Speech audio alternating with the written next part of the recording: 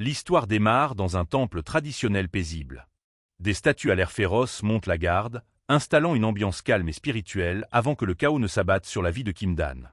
Laissez-moi vous présenter notre gars, Kim Dan. Il se tient devant une énorme statue protectrice, une batte de baseball posée sur l'épaule. Il a tout du sportif typique, mais sa vie s'apprête à devenir un sacré bordel. En vrai, Kim Dan est la nouvelle star de l'équipe de baseball de son lycée, et il se prépare pour la finale la plus importante de sa carrière. Il a l'air super confiant, prêt à exploser n'importe quel lancer. Soudain, une voix résonne, tirant notre mec de ses pensées. Il se retourne, se demandant bien qui peut l'appeler sitôt le matin avant qu'il ne file au stade. C'est le moine, le vieux gardien qui veille sur le temple. C'est une vraie figure paternelle pour Dan et sa petite sœur, toujours là pour garder un œil sur les deux frangins. Le vieux lui demande s'il est en route pour le match. Dan confirme que c'est la grande finale aujourd'hui, et il a l'air grave chauffé. C'est juste un matin normal pour notre athlète avant que tout ne bascule. Le moine rigole et lui lâche que s'il perd, il n'aura qu'à se raser le crâne et devenir moine lui aussi. Dan tire un peu la tronche, se demandant si c'est vraiment censé l'encourager ce genre de conneries. Pendant qu'ils discutent, une autre voix vient couper la conversation. Dan jette un œil alors que sa petite sœur fait son entrée, rajoutant une bonne dose de chaos à leur petite routine matinale. Voici Kim Yena, sa petite sœur. Elle est à peine réveillée, se brossant les dents tranquilles tout en se demandant pourquoi son grand frère se casse aussitôt. Ils ont vraiment cette énergie classique de frangins qui se chamaillent. Dan est choqué de voir la gamine debout à cette heure-ci. Elle ne répond pas direct et lui dit juste de tendre la main. Le mec est clairement paumé face à ce plan chelou. Elle lâche une petite poupée faite main dans sa paume. C'est un petit monstre bleu qui tient une batte de baseball, un petit porte-bonheur pour le soutenir pour son grand match. Dan fixe le truc, se demandant ce que c'est censé représenter. Yena se met direct sur la défensive, boudant et insistant sur le fait que c'est évidemment une jolie poupée qu'elle a fabriquée pour son grand jour. C'est clair que c'est unique. La gamine avoue qu'elle n'est pas très douée de ses mains, mais c'est l'intention qui compte. C'est un peu moche, mais clairement fait avec beaucoup d'amour. Yena lui dit de juste le prendre comme un porte-bonheur. Dan regarde le petit bonhomme bleu, se demandant sûrement comment ce monstre difforme va bien pouvoir l'aider. Notre mec lui demande si c'est vraiment elle qui a fait ça. La gamine souffle, l'air un peu gêné par sa propre création. Elle veut vraiment qu'il gagne, même si elle fait la meuf dure à cuire. Dan s'adoucit et lui lâche un sourire chaleureux. Il la remercie et promet de garder le porte-bonheur en sécurité. C'est un petit moment mignon qui montre à quel point ils sont proches en vrai. Mais bon, il redevient direct le grand frère relou typique, la taquinant sur son côté attentionné. Il lui frotte violemment les cheveux en se marrant pendant qu'elle râle qu'il la décoiffe. Des frangins, quoi. La gamine pète un câble et lui balance un énorme coup de pied dans la jambe, le faisant valdinguer.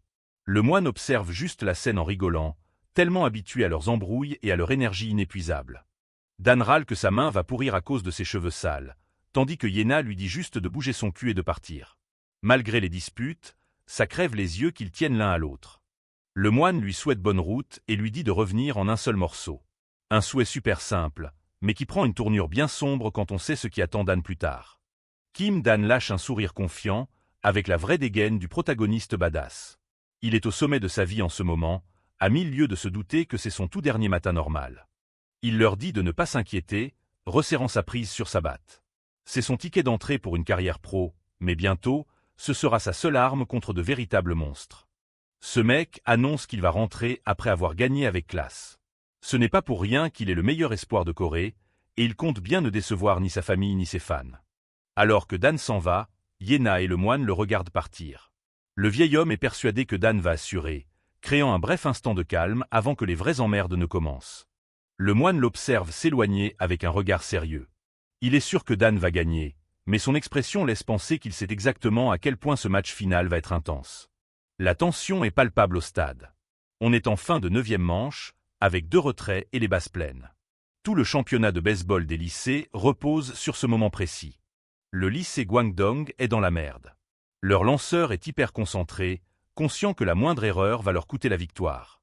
Le public retient son souffle, attendant de voir s'ils vont pouvoir s'en sortir. Celui qui s'avance au marbre n'est autre que Kim Dan. C'est le mec que tout le monde est venu voir. Et là, il a l'occasion parfaite pour devenir une putain de légende. Notre gars est considéré comme le plus grand prodige de toute la Corée. Il a l'air calme et serein, tenant sa batte avec une prise qui veut clairement dire qu'il est prêt à plier le match. Le lanceur amorce son mouvement, et le monde semble tourner au ralenti. Tous les yeux du stade sont braqués sur cette balle alors que l'affrontement final du championnat commence officiellement. C'est une vraie guerre des nerfs.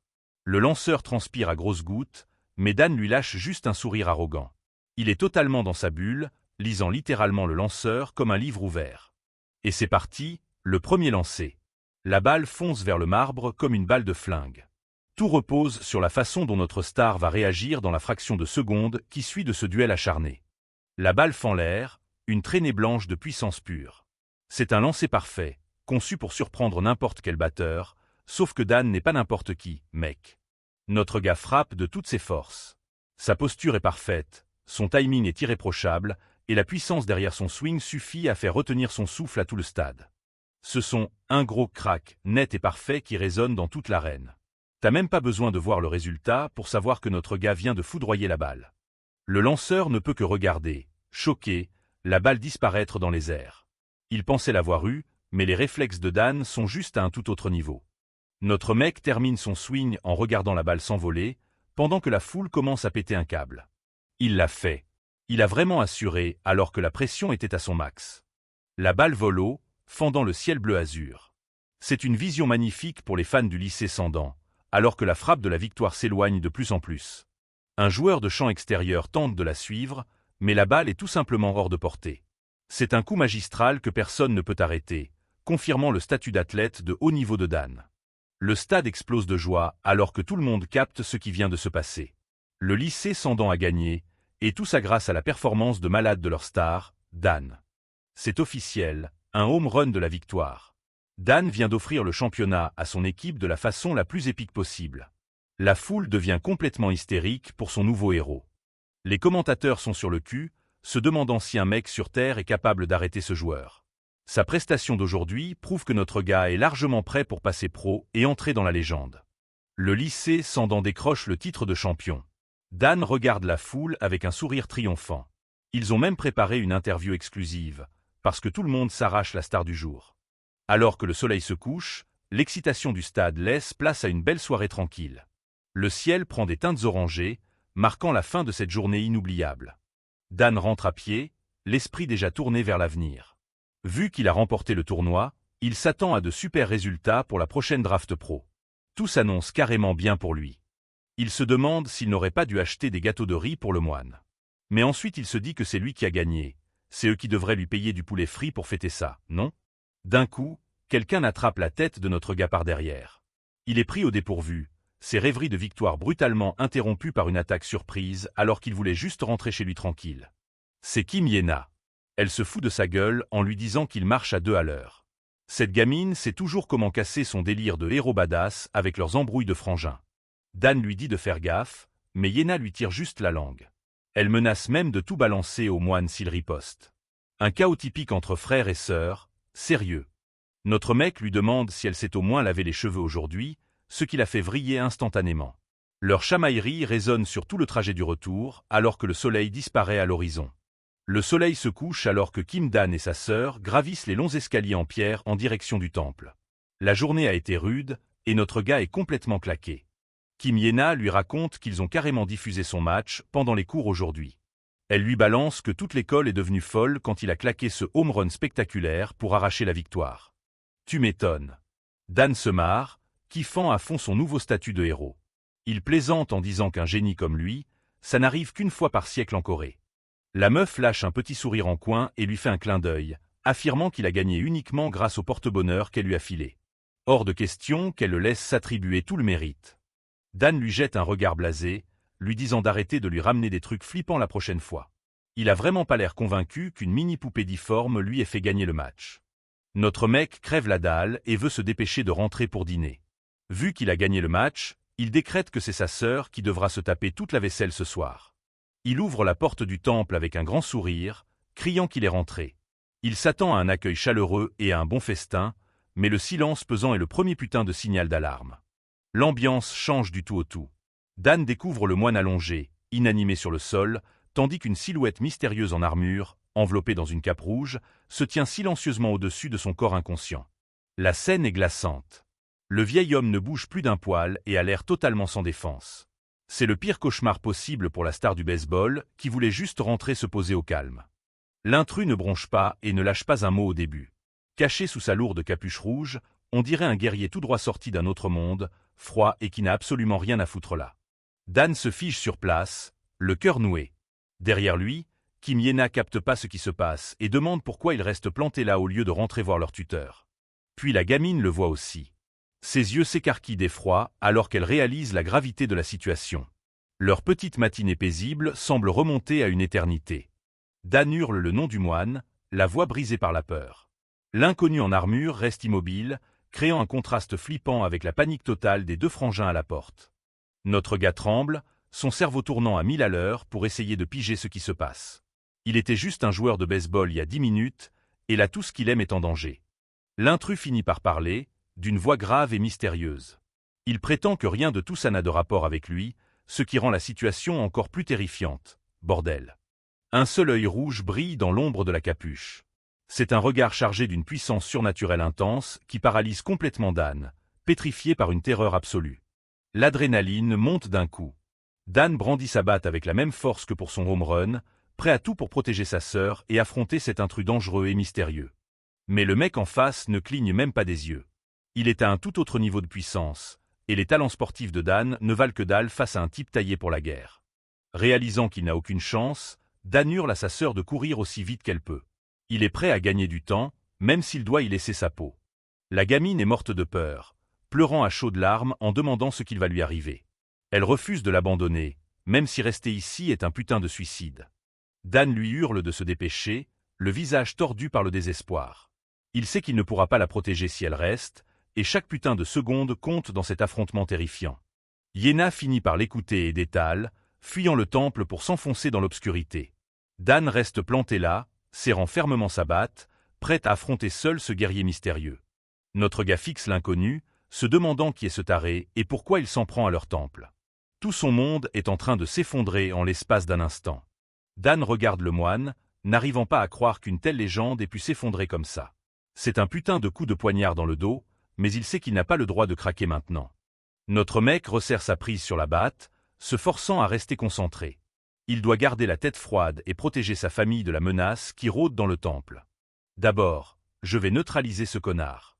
Dan brandit sa batte, prêt à démonter l'intrus. Il compte sur ses réflexes d'athlète pour gérer cette situation ultra dangereuse. Par chance, le type n'a pas l'air armé. Mais il y a un truc grave chelou chez lui. Il bugue et scintille hors de la réalité, comme un putain de programme informatique défectueux. L'inconnu lui lâche qu'il aimerait tout lui expliquer, mais qu'il n'a plus beaucoup de temps. Notre gars n'est pas vraiment d'humeur à écouter des devinettes, pendant que son tuteur est inconscient sur le sol. Je suis désolé d'en arriver là. L'homme en armure sort un cristal jaune brillant. Il a l'air plein de regrets, comme s'il était forcé de faire un truc qui le dégoûte profondément. Les yeux de Dan s'écarquillent alors qu'une lumière étrange envahit la pièce. Il n'a aucune idée de ce qu'est ce foutu cristal, mais il sent qu'il va se passer un truc énorme. Soudain, sorti de nulle part, il lui a sauté dessus avec une vitesse hallucinante. Le visage de Dan s'est rempli d'une terreur absolue. Il n'avait jamais rien vu d'aussi rapide de toute sa vie, et il était complètement impuissant. En une fraction de seconde, la silhouette mystérieuse s'est retrouvée nez à nez avec lui, tendant la main pour la gripper. C'était encore plus rapide que le lancer le plus fulgurant qu'il ait jamais affronté. C'était clair, on n'était plus du tout dans un match de baseball. Il a posé sa main sur le torse de Dan, et à ce moment précis, une lumière aveuglante a explosé. Dan s'est débattu, l'esprit en surchauffe, essayant de comprendre la situation complètement dingue dans laquelle il venait d'être jeté. Kim Dan. L'inconnu prononce son nom avec un ton super familier. Notre gars est paralysé, n'arrivant pas à croire que ce mec chelou en armure sait exactement qui il est. Trouvaeneyar. L'intrus rabat sa capuche, dévoilant un visage tragiquement familier. Il a les cheveux blancs et les yeux rouges, mais ses traits sont indéniablement ceux de Dan. Un visage identique au mien. Notre gars est sous le choc. C'est comme regarder dans un miroir déformé et ravagé par la guerre. Il n'arrive même pas à capter ce que ça signifie. La réalité autour d'eux s'est mise à se fissurer et à se briser. On aurait dit une vitre en verre éclatée en 1000 morceaux, reflétant le chaos total qui régnait dans la tête de Dan. Hein. Dan passe à travers les éclats brisés de la réalité. Il fait une chute libre dans un espace sombre et inconnu, totalement coupé du temple et de sa vie d'il y a à peine quelques minutes. Notre lanceur star est littéralement en train de tomber dans le vide. Il s'agite dans tous les sens pour essayer de s'accrocher à un truc, mais il n'y a que le néant et les restes de son monde en miettes. Est-ce que le sol est en train de s'effondrer? J'arrive pas à parler. Le cerveau de Dan est en mode panique totale. Il est paralysé, incapable de lâcher le moindre cri pendant sa descente flippante dans cet abîme obscur. Ma conscience, merde. Dan sans cesse l'abandonner alors qu'il tombe de plus en plus bas. Il s'inquiète pour Yenna, espérant qu'elle a réussi à échapper au chaos qui vient de détruire leur paisible temple. Le moine. Dan ouvre grand les yeux en repensant à son tuteur. Il n'a pas le droit de s'évanouir maintenant. Il doit découvrir ce qui s'est passé et où il a bien pu atterrir. Bienvenue dans un cauchemar. Un énorme crâne blanchi repose dans le noir, avec des mille pattes géants et répugnants qui grouillent dans ses orbites vides. C'est clair, on n'est plus du tout au temple, mec. Notre gars se réveille nez à nez avec ce crâne flippant. Il est paralysé par la peur, fixant ces insectes dégueulasses rampés partout. C'est bien pire que n'importe quel film d'horreur. Dan recule en panique, le cœur battant à tout rompre. Il cherche son souffle, essayant désespérément de s'éloigner de cette scène macabre avec laquelle il vient de se réveiller. Un squelette? Pourquoi y a un truc pareil ici? Notre mec transpire à grosses gouttes, les yeux scrutant cette grotte sombre. Rien n'a de putain de sens dans cette situation. Le plus important, c'est où ici? Je suis carrément tombé dans un endroit chelou. Dan tend la main et touche un énorme œuf jaune translucide qui palpite avec une lumière malade et bizarre. Il entend soudain un bruit et fait volte-face, les nerfs à vif. Dans cette grotte flippante, chaque ombre a l'air d'être une menace, et notre gars essaie juste de survivre. À l'intérieur d'un œuf palpitant, un monstre dégueu aux allures d'insecte est recroquevillé. Ses yeux verts luisants le fixent, et il a l'air prêt à éclore d'une seconde à l'autre. Le visage de l'athlète star n'est plus qu'un masque de terreur pure. Il fixe les horreurs qui éclosent autour de lui, incapable de terminer sa phrase alors que la panique s'empare vraiment de lui. C'est quoi ce bordel? Notre mec a l'air d'une poussière dans cet énorme nid répugnant.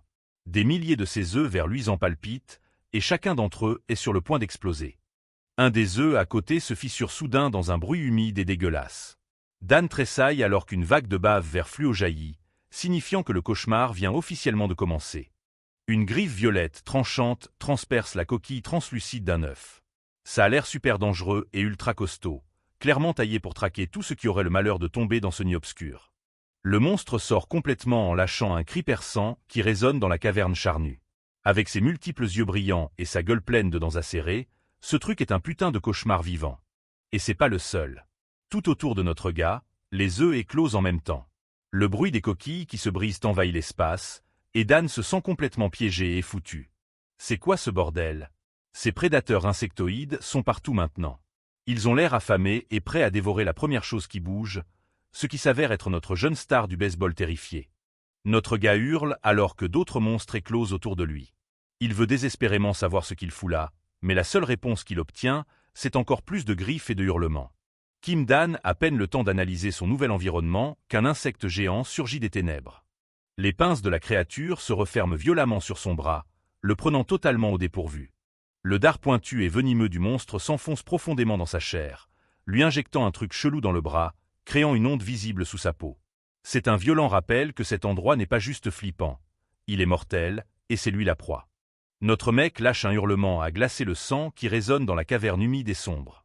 La douleur n'a rien à voir avec tout ce qu'il a pu ressentir sur un terrain de baseball, c'est brut et absolument terrifiant. Dans un élan d'énergie désespéré, Kim Dan réussit à repousser le monstre hurlant.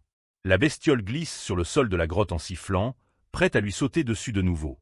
Il s'agrippe le bras en sang, regardant avec horreur des veines sombres s'étendre depuis la morsure. On dirait que du feu liquide coule dans ses veines, lui faisant tourner la tête. En luttant pour se relever, Kim Dan réalise que le cauchemar ne fait que commencer. Il n'y a pas juste 2-3 insectes. Toute la grotte grouille de ces saloperies, et il est encerclé. À ce moment-là, un éclat de bois attire son regard. Sa fidèle batte de baseball est tombée juste à côté de lui dans l'abîme. C'est la seule chose familière dans ce trou à ras infernal. Le gars n'hésite pas une seule seconde. Il fonce en avant, les doigts serrant le manche de sa batte à s'en blanchir les jointures. Fini de faire la victime, bordel. Dan frappe de toutes ses forces, le bois lourd s'écrasant dans un bruit écœurant. Le monstre insecte n'avait aucune chance face à un swing digne d'un home run victorieux. Mais sa victoire est de courte durée. Notre gars serre les dents en voyant la nuée infinie s'approcher de tous les côtés. Peu importe son talent, il ne pourra jamais tous se les faire. Comprenant qu'il est dépassé, il prend la décision éclair de fuir. Rester ici équivaut à la mort, alors il cherche n'importe quel chemin qui ne le mènerait pas droit dans une ruche. Kim Dan tape un sprint dans le noir, son cœur cognant contre ses côtes comme un oiseau en cage. Chaque putain de respiration est une épreuve alors qu'il pousse son corps à ses limites absolues. Le bruit des pattes qui grouillent résonne derrière lui, se rapprochant de plus en plus. Le mec n'ose même pas se retourner, sachant qu'un simple faux pas signerait son arrêt de mort. Il court à travers les tunnels rocailleux, son esprit bombardé de millions de questions.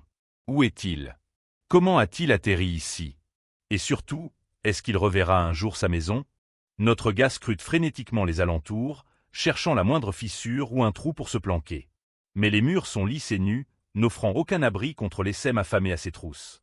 Les créatures ne lâchent pas l'affaire, leur cliquetis résonnant sur la pierre comme une putain de chorale mortelle. Elles sont plus rapides qu'elles n'en ont l'air, réduisant l'écart avec une précision et une vitesse flippantes. Devant lui, le tunnel débouche sur une salle gigantesque, mais ça ne sent pas du tout la zone de sécurité. Des milliers de ces cauchemars violets l'attendent, transformant la grotte en un océan de monstres. Ses pompes dérapent sur le sol accidenté alors qu'il accélère encore plus. Chaque muscle de ses jambes le supplie d'arrêter, mais la peur de finir dévoré vivant le force à avancer. Kim Dan pile net, les yeux écarquillés, n'en croyant pas ses yeux. Il est arrivé au bout du tunnel, mais ce qui l'attend est encore plus choquant qu'avant. Il se tient au bord d'une immense falaise, surplombant un lac géant qui brille d'une lueur bleue dans les entrailles de la terre. C'est à la fois magnifique et flippant, un contraste total avec la pourriture qu'il laisse derrière. Avec les monstres sur le point de le choper, notre mec capte qu'il est coincé entre un plongeon vertical et une mort lente et atroce. L'insecte de tête atteint le rebord, prêt à finir le boulot. Kim Dan jette un dernier regard derrière lui, le visage pâle de sueur et de fatigue. Pas de retour en arrière possible. L'essaim sifflant a pris la décision pour lui. Armé de sa seule batte et de son envie de survivre, il fait face au gouffre. Les cliquetis deviennent assourdissants alors que les monstres se jettent sur lui, leurs pinces claquant dans le vide. Ah, et puis merde! Hurle Kim Dan, préférant le lac plutôt que de finir en bouffe pour insectes.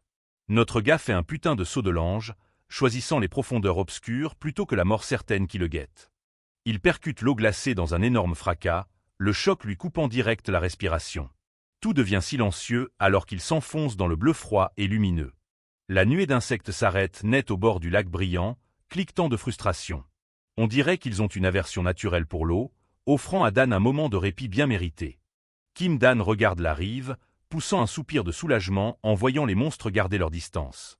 Pour l'instant, cette eau bleue profonde est son seul putain de refuge. Mais le silence ne dure pas. Des ondulations commencent à se former autour de lui, et une ombre sombre se déplace sous la surface. Il y a un autre truc qui rôde dans le fond de ce lac. Soudain, des tentacules gris et gluants s'accrochent aux jambes de notre gars, l'entraînant vers le fond. C'est pas juste des sangsues. C'est d'énormes parasites suceurs de sang qui ont trouvé un bon repas frais. Il se débat dans l'eau, essayant désespérément de se libérer pendant que sa main agrippe sa batte. Le poids des parasites menace de l'entraîner tout au fond. Notre mec réussit à remonter sur un rocher, secouant frénétiquement ses jambes pour dégager les sangsues. L'un des monstres pleins de bouche lui saute dessus, faisant claquer ses dents circulaires dans le vide. Une sangsue arrachée se tortille sur la pierre dans une danse complètement macabre. Même hors de l'eau, ces saletés sont des putains de cauchemars tenaces qui refusent de crever. Bordel de merde, y a des monstres partout. Grogne-t-il, serrant les dents de frustration. Partout où il va, cette grotte infernale a une nouvelle abomination qui l'attend pour le mettre en pièces. La fatigue lui rentre dedans comme un train en marche. Il s'effondre contre la pierre froide, le souffle court, avant de remarquer un petit truc bleu posé par terre à côté de lui. Sa main s'approche, tremblant légèrement en essuyant la terre de l'objet.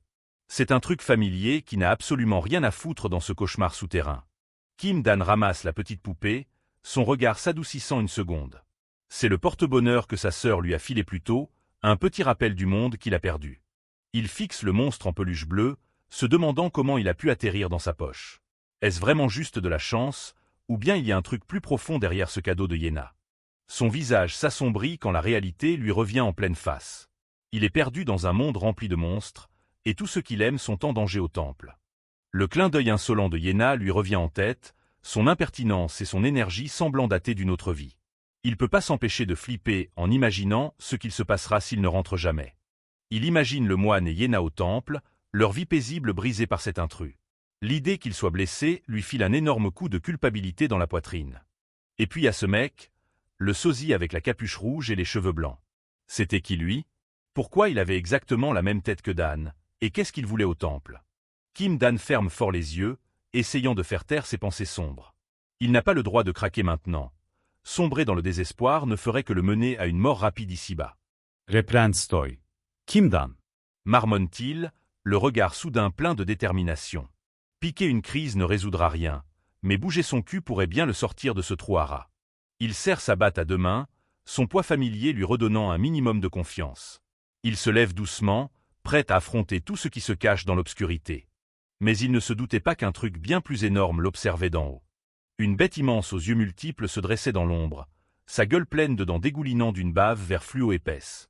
Une goutte de bave puante tombe pile sur sa batte de baseball, le figeant sur place. Notre gars lève lentement la tête, le cœur lourd en pigeant le vrai danger qui le guette. Le tracker descend du plafond, son corps massif remplissant tout le putain de tunnel. Il lâche un grognement sourd et guttural qui fait vibrer jusqu'aux os de Dan. Notre mec reste figé, les yeux écarquillés de terreur face à la gueule béante de la créature. C'est pas juste un insecte, c'est un prédateur alpha taillé pour la chasse. D'un coup, la bête attaque à une vitesse folle, manquant de le déchiqueter. Kim Dan fait un plongeon de justesse, évitant de peu ces énormes serres qui fendent l'air. Notre gars glisse sur la terre, se remettant debout tant bien que mal en cherchant son souffle. Il agrippe sa batte, réalisant qu'il va devoir livrer le combat de sa vie. Kim Dan a à peine le temps de reprendre son souffle que le monstre lui fonce à nouveau dessus. Cette bête massive en armure est bien plus grande et mortelle que les insectes de tout à l'heure. Voyant qu'il ne fait pas le poids, notre gars ne perd pas une seconde. Il sait que sa batte de baseball ne fera rien contre ce mastodonte, alors il se prépare à courir pour sauver sa peau. Son cœur bat à tout rompre alors qu'il scrute la caverne pour trouver une sortie. La sueur coule sur son visage et ses poumons brûlent à chaque respiration désespérée. Son regard se fixe sur une ouverture sombre au bout de la corniche rocheuse. C'est chaud, mais ce tunnel est sa seule chance d'échapper aux prédateurs. Avec une accélération soudaine, il fonce vers la sortie. Ses baskets dérapent sur les pierres tranchantes alors que la créature derrière lui pousse un hurlement à glacer le sang. Le tracker est rapide, ses nombreuses pattes claquant contre la roche avec une précision flippante. À chaque fois que Dan regarde derrière lui, la gueule béante du monstre se rapproche. Il s'engouffre dans un passage étroit, les murs se resserrant des deux côtés.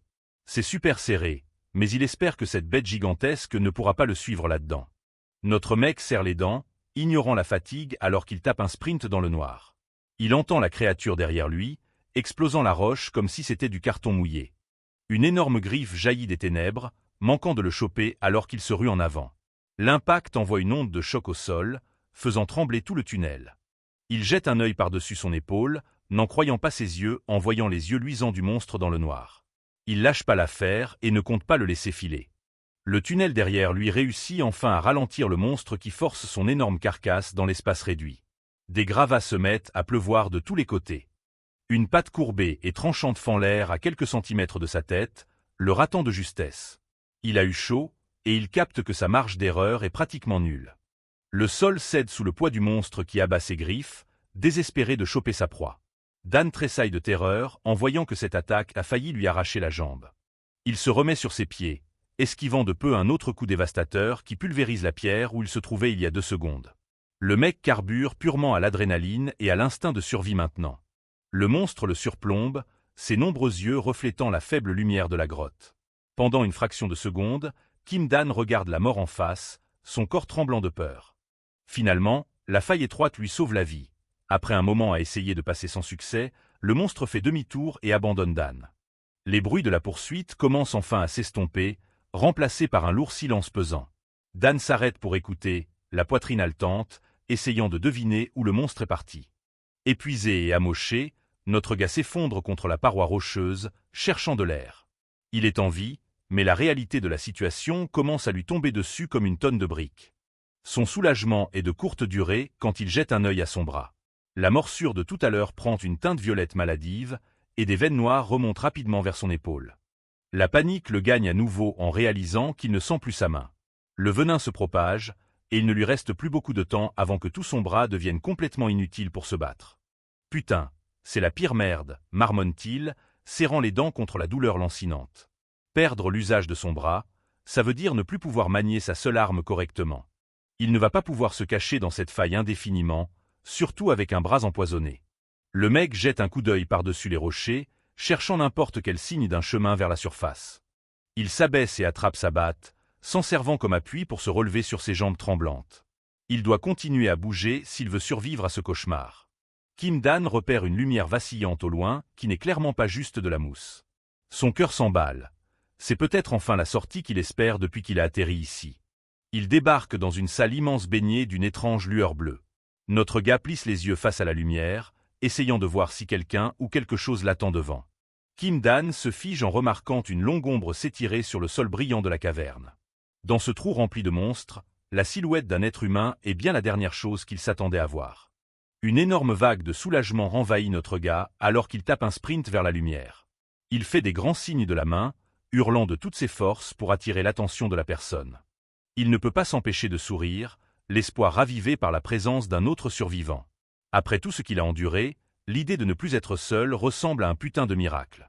Dan jette prudemment un coup d'œil derrière un énorme rocher, son visage s'illuminant quand il confirme ce qu'il a vu. Il croit vraiment que ses prières ont été exaucées au milieu de ces ténèbres. Sauf que, en avançant au centre de la salle, son excitation laisse vite place à l'incompréhension. La silhouette encapuchonnée devant lui ne bouge pas et ne répond pas du tout à ses appels. Le cœur du gamin rate un battement alors que la personne en qui il fondait tous ses espoirs se révèle enfin. Il en lâche sa mâchoire, choqué par ce qu'il a en face de lui. Juste sous ses yeux, ce n'est pas du tout un humain. C'est un putain de squelette dégueulasse. Un insecte violet bizarre est accroché à son crâne. On dirait un truc sorti d'un film d'horreur, prêt à attaquer. Avant même qu'il ne reprenne son souffle, la créature bondit avec un cri à glacer le sang. Fini de jouer au baseball, c'est un putain de combat à mort qui s'engage dans cette fosse. Notre mec esquive rapidement l'attaque, son cœur tapant fort contre ses côtes. Il a réussi à éviter le premier coup, mais la vitesse et l'agressivité de ce truc sont vraiment flippantes. Dan a le front en sueur en captant que la situation empire. Il repère d'autres mouvements dans l'ombre. Sérieusement, il y a encore un de ces monstres qui rôde dans le coin? Il remarque un truc louche au niveau du cou du monstre. Cet insecte violet ressemble trait pour trait à celui qu'il a piqué plus tôt. C'est clairement un parasite qui contrôle le cadavre comme une marionnette. Dan serre son unique arme, les jointures blanches. Il sait pas ce que sont ces trucs, mais il va pas crever sans se battre. Il est temps de voir ce que cette batte a dans le ventre. Il frappe de toutes ses forces, visant pile le parasite violet. S'il arrive à exploser cette foutue bestiole, le squelette s'effondrera peut-être pour de bon cette fois. Mais retournement de situation, sa batte explose en 1000 morceaux à l'impact. Dan fixe le bois brisé avec horreur. Sa seule ligne de défense vient de se transformer en petit bois inutile contre la carapace du monstre. Le monstre ne bronche même pas. Il tourne lentement la tête, ses orbites vides fixées sur notre gars. Sans sa batte, Dan se retrouve sans aucune défense face à cette abomination absolue. La créature ne perd pas une seconde et lui saute directement à la gorge.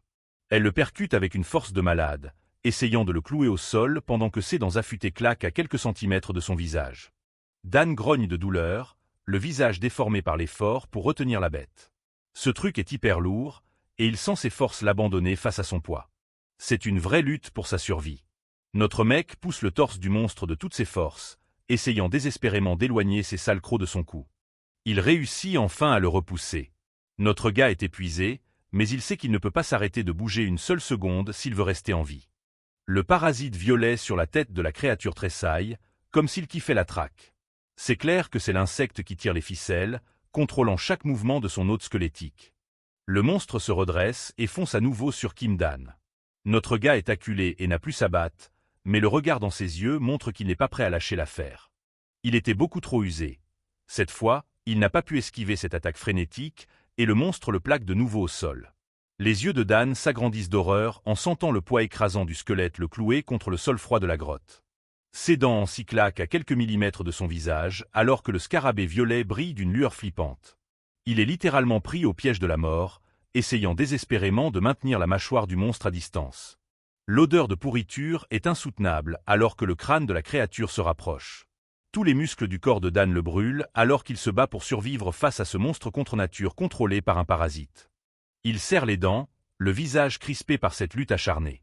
Il sait qu'il a besoin d'un truc, n'importe quoi, pour riposter avant que ses forces ne l'abandonnent et qu'il ne finisse en buffet à volonté. Sa main racle la terre, cherchant une arme à l'aveuglette. Ses doigts effleurent un truc froid et solide enterré dans les débris de ce terrifiant nid de monstre. Le voilà. Il referme ses doigts sur une pierre lourde et tranchante. C'est pas une batte de baseball, mais dans ce cauchemar, c'est le seul truc qui peut lui sauver la mise là tout de suite. Boosté par l'adrénaline, Dan abat la pierre de toutes ses forces. Il vise directement le scarabée violet, sachant qu'éclater le parasite est sa seule vraie chance de survie. Le coup a fait mouche. Le squelette vole en arrière dans la poussière, et Dan capte enfin qu'il peut faire de vrais dégâts à ce truc. Pour la première fois, il n'est plus en train de fuir. Il ne lui laisse pas une seconde de répit. Dan se relève en vitesse, se campe sur ses jambes et abat sa pierre de toutes ses forces. Fini d'être la proie, c'est l'heure de la contre-attaque. Dan ne s'arrête plus. Il fracasse le rocher encore et encore, balançant toute sa rage dans chaque coup jusqu'à ce que le monstre arrête enfin de bouger pour de bon. Le parasite violet est en bouillie, laissant couler une bave verte sur le sol de la caverne. Un de moins, mais la respiration lourde qui résonne dans la grotte silencieuse rappelle à Dan qu'il est loin d'être tiré d'affaire. Notre gars tombe à genoux, les poumons en feu alors qu'il essaie de reprendre son souffle. Ce combat l'a complètement vidé, mais il ne peut pas se permettre de se reposer maintenant. En fixant le cadavre, une ombre gigantesque l'enveloppe, cachant la lumière. Il lève les yeux pour voir des pieds desséchés et rabougris s'avancer dans la lumière. Le cauchemar vient de monter d'un niveau carrément plus terrifiant. Le cœur de Dan s'emballe alors qu'il scrute les ténèbres.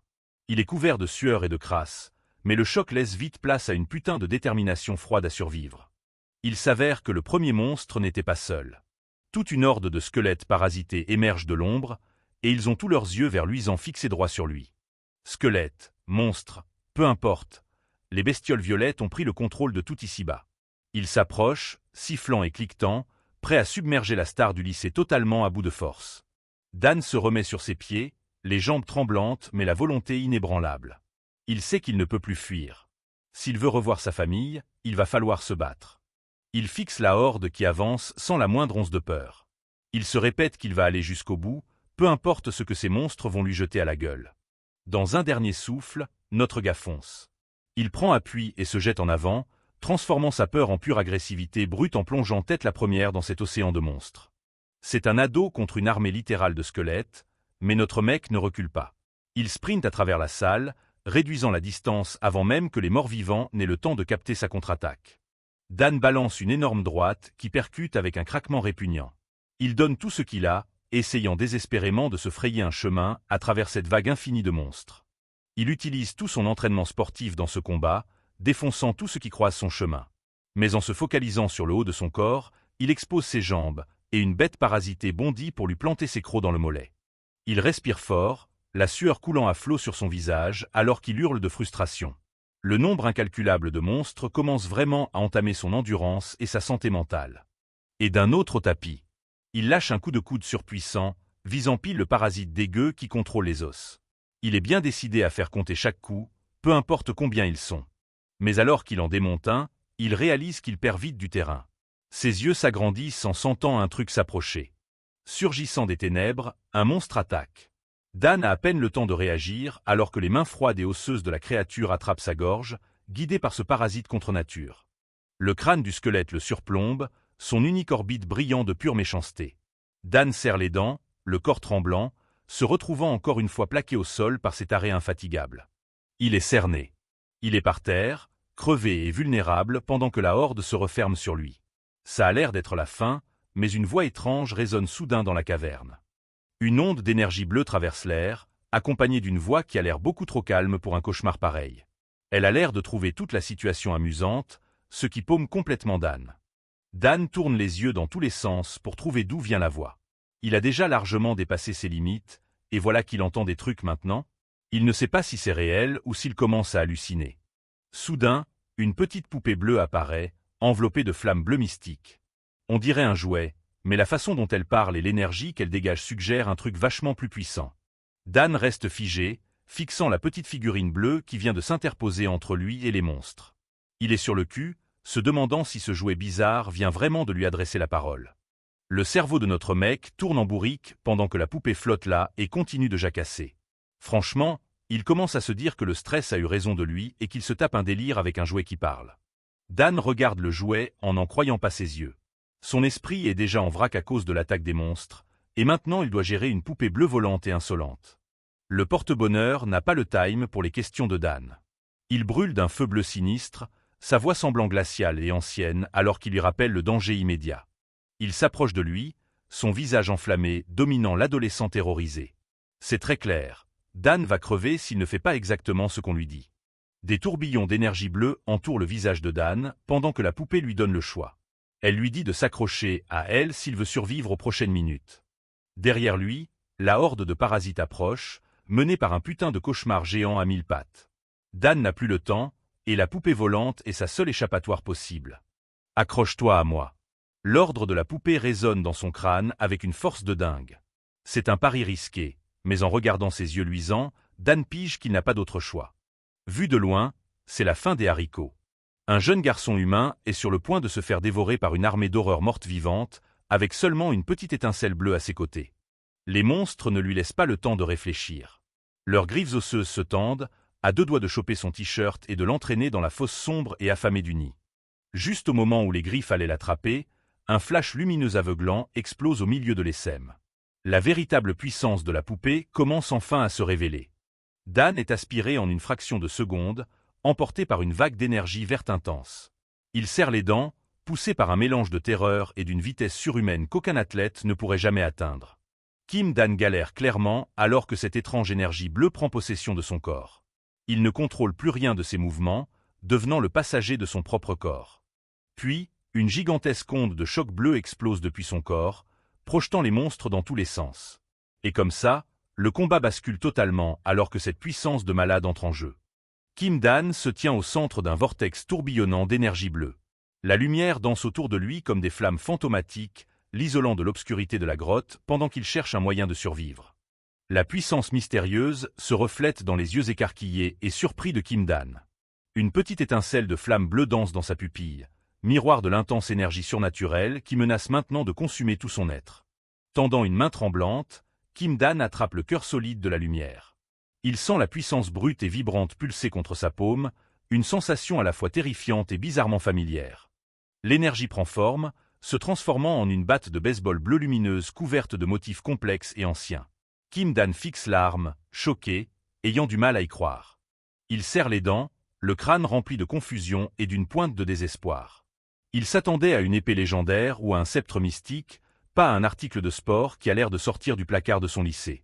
Fini de se poser des questions, un énorme monstre difforme bondit de l'ombre avec un hurlement perçant. Kim Dan se campe sur ses jambes et prépare sa nouvelle arme bizarre, prêt à encaisser la charge de la créature frontalement. Avec un cri bestial, Kim Dan met toutes ses forces dans le coup. Ses yeux brillent de la même lumière bleue que la batte, la peur laissant enfin place à une montée d'adrénaline pure alors qu'il balance son swing. L'impact est catastrophique. Une énorme explosion d'énergie bleue surgit au contact de la batte, envoyant des ondes de choc dans la caverne et pulvérisant les monstres avec une seule putain de frappe dévastatrice. Son visage exprime une putain de stupéfaction. Jamais il n'aurait cru posséder un tel pouvoir, encore moins pour s'en servir contre des ennemis aussi terrifiants. Il se tient droit au-dessus des restes de son ennemi, la batte lumineuse bourdonnant toujours dans ses mains. La bête qui a failli le tuer il y a 2 secondes n'est plus qu'un tas de débris sur le sol. Soudain, une chaleur chelouse envahit Kim Dan, calmant le tremblement de ses mains. Il capte que cette batte n'est pas un simple outil, elle vibre carrément d'un pouvoir de fou qu'il n'arrive pas à expliquer. Il ne sait pas ce que la poupée lui a fait, mais la terreur qui le paralysait a disparu. Notre gars serre sa batte, prêt à arrêter de fuir et à faire face à ces saloperies une bonne fois pour toutes. Kim Dan regarde autour de lui, observant la scène d'horreur, les cadavres mutilés et les monstres menaçants. Il arrête de se poser des questions sur l'endroit, acceptant la sombre réalité de ce cauchemar.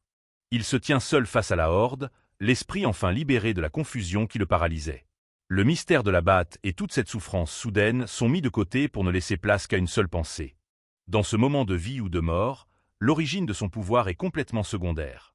Les motifs bleus de la batte palpitent de lumière, en rythme avec les battements de son cœur.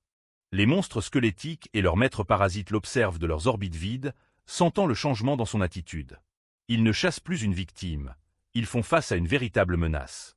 Son œil s'embrase d'une flamme bleue mystique alors qu'il fixe la horde. La résolution de Kim Dan est totale. Il va détruire tout ce qui se dresse sur son chemin pour s'en sortir vivant. Kim Dan, un ado brun dans un maillot de baseball déchiré, regarde le cauchemar qui l'entoure. Des monstres squelettiques se dressent au-dessus d'un cadavre frais, et notre gars capte enfin exactement où il a atterri.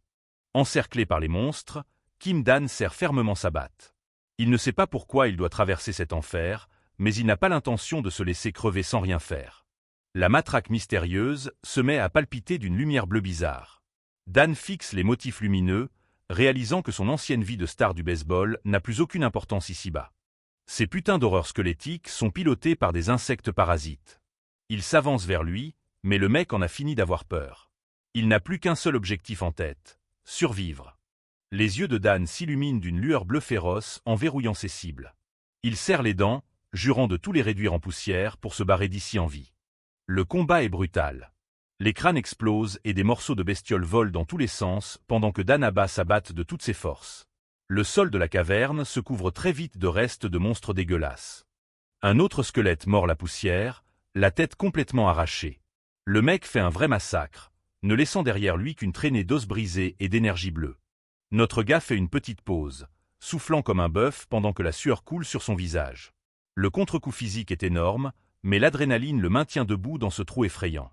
Debout au milieu du carnage, Dan baisse les yeux sur son arme lumineuse. Les monstres sont à terre, mais un truc encore plus bizarre s'apprête à se passer avec sa batte porte-bonheur. Ses yeux s'écarquillent en voyant un truc complètement taré se produire. Il halète, se demandant c'est quoi ce bordel avec cette énergie bleue qui tourbillonne autour de ses mains et de son arme. La batte explose soudainement en une gigantesque vague de flammes spectrales bleues. C'est plus du tout une simple batte, et l'énergie qu'elle dégage est juste dingue à regarder. Kim Dan ressent une décharge de puissance pure traverser tout son corps. Il regarde ses mains, se demandant si c'est une sorte de putain de magie qui vient de s'éveiller en lui. Une énorme flamme d'énergie bleue vacillante prend forme autour du manche. Le pouvoir a l'air lourd et instable, comme si une bête sauvage était enfermée dans le gourdin de bois qu'il tient. Notre mec reste planté là, l'air totalement paumé. Il ne comprend pas ce que fabrique son arme, mais il sait que ça va chauffer sévère dans cette caverne. Soudain, une immense gueule démoniaque faite de feu bleu sort de la batte. Elle est pleine de rangées de dents acérées et a l'air prête à arracher la tête de tout ce qui bouge. Dan en lâche sa mâchoire en fixant cette gueule fantomatique terrifiante. Il s'attendait à une arme, mais il n'a clairement pas signé pour se trimballer un monstre au bout d'un bâton aujourd'hui. La gueule fantomatique bondit en avant, refermant ses mâchoires sur l'un des monstres au tapis. Elle commence à dévorer les restes du squelette juste devant les yeux choqués de Kim Dan. Le mec est sans voix. Il regarde, sidéré, sa propre arme commencer à se taper un petit festin en plein combat. Ça devient vraiment glauque pour lui là. C'est officiel. La batte est littéralement en train de bouffer les monstres et de siphonner leur énergie. Dan regarde le feu bleu consumer les moindres restes de ses ennemis. Une fois que la gueule fantomatique a fini son repas, l'énergie bleue commence à changer et à retourner vers la batte. Toute la caverne a l'air de bourdonner d'une puissance nouvelle et intense.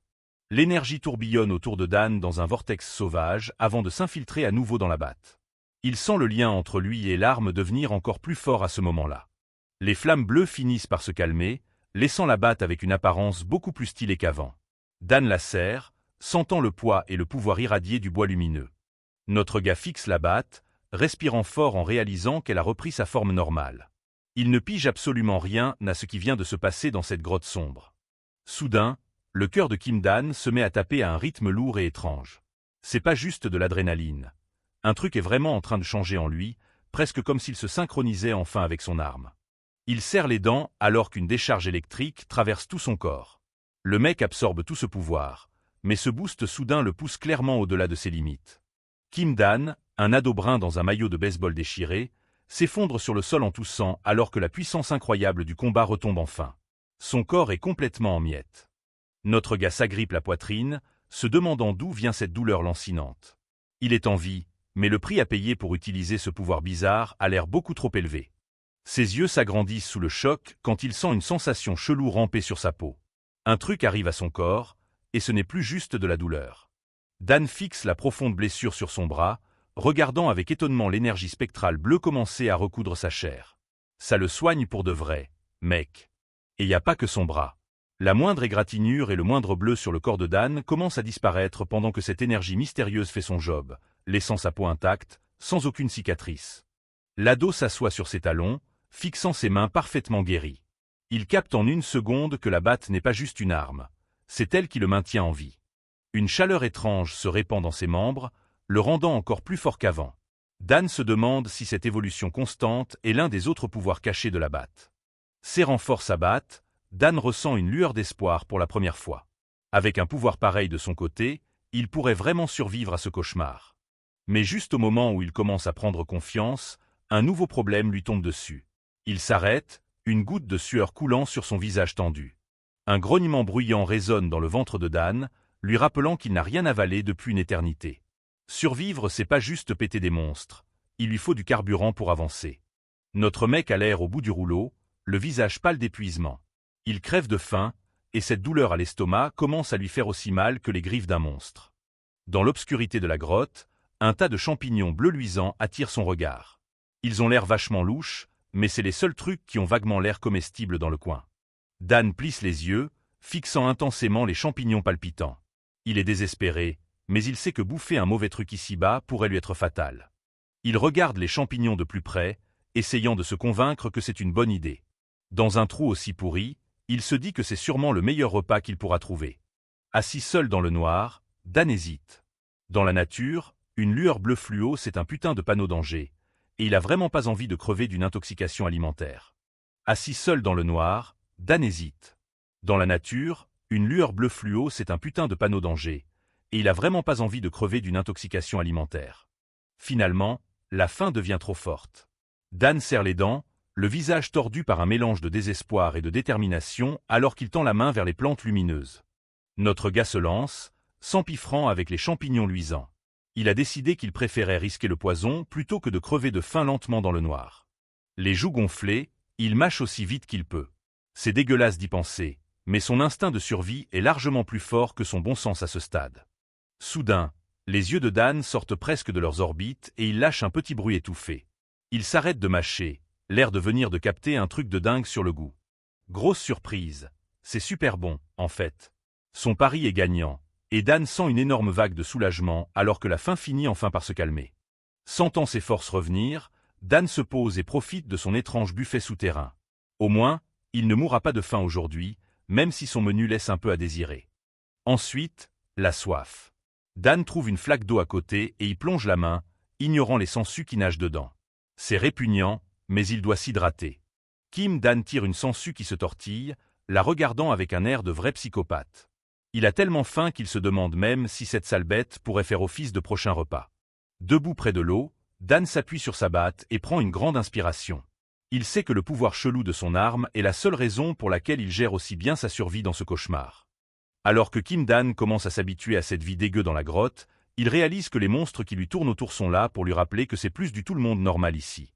Ces saloperies qui ressemblent à des poissons sont pilotées par des scarabées parasites fixés à leur crâne. Voir ces trucs ramper hors des cadavres suffit à donner la gerbe à n'importe qui. Les insectes ont l'air de contrôler les cadavres d'autres créatures dans les parages. Notre gars remarque qu'ils ont des carapaces dures, mais leurs points faibles sont étonnamment faciles à taper si t'es assez rapide. Avec un bon coup, Dan pige que dézinguer ces monstres n'est pas si compliqué. Il suffit de viser juste et de laisser ses muscles faire le boulot. Bien sûr, il sait que tout ça n'est possible que grâce à sa mystérieuse batte de baseball. Sans ce bout de bois magique, il aurait fini en bouffe pour insectes dans les 10 premières minutes. Une fois les monstres à terre, la gueule fantomatique de la batte sort et dévore littéralement les cadavres. C'est flippant à voir, mais Dan s'habitue doucement à l'appétit bizarre de son arme. À chaque fois que la batte finit son repas, une décharge d'énergie retourne dans le corps de Dan. Ses blessures guérissent instantanément, et il se sent devenir plus rapide et plus fort à chaque ennemi abattu. Notre gars reprend peu à peu confiance et sent qu'il peut vraiment s'en sortir dans cet enfer. Enfin, c'était le plan avant qu'il ne tombe sur le vrai boss de la grotte. Pas mal de dangers rôdent dans le noir, mais le plus flippant reste de loin cette bête géante aux pattes multiples. Dan se fiche de terreur, captant que ce truc est d'un tout autre niveau. Heureusement, l'immense tracker n'a l'air de patrouiller près du nid central que de temps en temps. Pour l'instant, il fout la paix à Dan, mais le mec sait qu'il ne pourra pas se planquer là éternellement. Dan erre dans la grotte pendant une éternité, gardant toujours une bonne distance avec ce super prédateur. Il trouve une mare d'eau brillante, mais il est toujours paumé de chez paumé. Il a beau chercher partout, il ne trouve pas la moindre sortie vers la surface. Au bout d'un moment, il se pose dans le noir complet et arrive à une conclusion qui fait grave stresser. La seule sortie se trouve de l'autre côté de la zone du nid. Ce qui veut dire que Dan va devoir retourner exactement là où il a commencé toute cette merde. Le vrai souci, c'est qu'il va devoir traverser un champ de jaune palpitant. Même s'il gère les petits monstres, le gros boss reste un énorme problème. Dan fixe le super prédateur, se demandant s'il peut vraiment se faufiler sans se faire choper par un truc aussi flippant. Au moindre faux pas, il finira en casse-croûte de minuit pour la bête. Il sort la poupée porte-bonheur que sa sœur lui a fabriquée. En la regardant, il se demande s'il reverra un jour sa famille ou s'il est juste en train de rêver tout ça. Une vague de désespoir lui tombe dessus en réalisant qu'il pourrait bien rester coincé dans ce trou sombre pour toujours. L'idée de ne jamais rentrer chez lui fait presque plus mal que les monstres. Dan repense au moment où il a plongé dans ce cauchemar. C'est très flou, mais il est sûr d'un truc, il n'a pas atterri dans cette fosse par hasard. Il se souvient du mystérieux sosie avec les cheveux blancs et les yeux rouges. Ce mec lui ressemblait comme deux gouttes d'eau et lui a dit de chercher je ne sais quoi avant de disparaître dans l'ombre. La sueur coule sur le visage de Dan alors qu'il ferme les yeux pour faire taire sa peur. Il est à la limite de péter un câble, mais il sait qu'il ne peut pas abandonner maintenant. Finalement, il secoue la tête, comprenant que ses idées noires ne vont pas l'aider à survivre. S'il veut revoir sa famille, il doit arrêter de broyer du noir et bouger son cul. Avec une détermination toute neuve, Dan serre les poings et jure qu'il va sortir de ce trou coûte que coûte. Il attrape sa batte et se prépare pour la rando la plus dangereuse de sa vie. Il avance d'un pas, le cœur cognant dans sa poitrine. Chaque bruit de pas résonne super fort dans le silence de la grotte, et il prie pour que le monstre géant n'entende pas qu'il approche. Kim Dan atteint enfin l'entrée du nid. Les murs sont recouverts de jaune qui palpitent et de toiles épaisses, marquant l'antre de la bête, et son seul putain de moyen de se barrer d'ici. Des scarabées violets flippants grouillent de partout, leurs yeux brillant dans la pénombre. Dan reste le plus immobile possible, mort de peur qu'une simple petite vibration ne réveille tous les sèmes d'un coup. Kim Dan scrute la sombre caverne et lâche un petit soupir de soulagement. Il ne voit la bête géante nulle part, ce qui est exactement le coup de bol dont il avait besoin là maintenant. Notre gars commence à se faufiler à travers le nid, bougeant le plus silencieusement possible. Il se dit que c'est déjà ça de gagner, qu'aucun monstre ne l'ait encore repéré. Il observe attentivement les insectes autour de lui, remarquant qu'ils n'ont pas l'air particulièrement agités par sa présence. S'il garde son calme, il pourrait bien réussir à traverser. La confiance de Dan grandit à chaque pas silencieux. Il serre les dents et se répète qu'il peut carrément le faire s'il reste concentré et garde la tête froide. Mais là, c'est le drame. Son pied s'écrase sur un os sec, et un craquement vif et bruyant résonne dans la caverne silencieuse, retentissant comme un putain de coup de feu. Le temps a l'air de s'arrêter net à cet instant. Dan baisse les yeux sur l'os brisé sous sa basket, le cœur battant à tout rompre en attendant la réaction inévitable. La sueur coule sur le visage de l'ado, qui ferme fort les yeux pendant une seconde. Il est totalement terrifié à l'idée que sa petite erreur de merde vienne d'alerter tous les monstres du nid. Il reste parfaitement immobile, osant à peine respirer en écoutant le moindre mouvement. Il espère désespérément que le bruit n'aura pas suffi à attirer l'attention de l'énorme prédateur. Même s'il tremblait comme une feuille à cause du stress de malade, Dan a capté qu'il avait réussi à traverser le champ de sang se faire attaquer. Décidant de tout risquer, il a tapé un sprint pour sauver sa peau en direction de la sortie. Dans sa tête, il a lâché un ciao expéditif à ces insectes dégueulasses, sentant enfin qu'il allait échapper au danger. Avec un regard super déterminé, Dan a forcé l'allure. Il en avait ras le bol de ce cauchemar et comptait bien se tirer de ce trou, peu importe ce qui se mettrait en travers de sa route. Soudain, il a repéré une lumière vive et prometteuse qui descendait d'une énorme ouverture loin au-dessus de lui. C'était comme une putain de lueur d'espoir au beau milieu de cette fosse infernale. En s'approchant, il a remarqué que d'autres œufs jaunes palpitants étaient éparpillés dans cette nouvelle zone. On aurait dit que tout le réseau de grottes n'était en fait qu'une immense pouponnière à monstres. Son cœur s'est serré en regardant autour de lui, réalisant qu'il n'y avait aucun chemin évident pour remonter à la surface. Il a commencé à flipper, se disant qu'il avait peut-être atterri dans une impasse de merde. Dan a levé les yeux vers cette lumière aveuglante, persuadé qu'elle venait du monde extérieur. Il était tellement près du but qu'il pouvait presque sentir l'air frais. Notre gars s'est mis à chercher un moyen d'escalader les parois rocheuses. Il savait que s'il arrivait à grimper là-haut par miracle, il serait enfin rentré et en sécurité. Il a fait quelques pas prudents en avant, sans jamais quitter l'ouverture des yeux. Il était tellement matrixé par son évasion qu'il en a oublié de shaker ses arrières pendant une seconde. D'un coup, Dan a senti un truc bouger juste sous ses pieds et s'est figé net. Ses yeux se sont écarquillés quand il a pigé qu'un truc clochait grave avec le silence autour de lui. Une série de bruits terrifiants a résonné dans l'ombre, lui glaçant le sang. Il s'est retourné lentement, le visage tordu par la terreur en réalisant qu'il n'était pas seul. Le plan en plongée a révélé que Dan avait littéralement rampé sur le tracker sans même s'en rendre compte, et de près, il était encore plus flippant. L'énorme créature a lâché un hurlement perçant, dominant Dan comme un cauchemar vivant qui refusait de s'arrêter. Ne laissant pas à Kim Dan une seule seconde pour reprendre son souffle, le mastodonte s'est jeté en avant, ses griffes acérées fendant l'air avec un cri à glacer le sang. La vitesse de l'attaque a transformé le vent en une lame mortelle, visant direct la tête de notre gars. Un choc énorme a secoué toute la caverne quand Dan a réussi à lever sa batte juste à temps pour parer le coup. Mais la puissance de la frappe était beaucoup trop vénère, envoyant notre mec valdinguer en arrière sur le sol froid et dur. Il a serré les dents, sentant les vibrations violentes lui traverser le corps et le laisser complètement engourdi. Un filet de sang a coulé de sa bouche alors que Dan luttait pour reprendre son souffle. Il a regardé autour de lui, captant enfin à quel point il s'était enfoncé dans ce putain de cauchemar. La chose géante le surplombait, son corps squelettique paraissant encore plus flippant dans l'ombre du nid. Ce n'était pas juste un monstre, c'était un prédateur sur son propre territoire.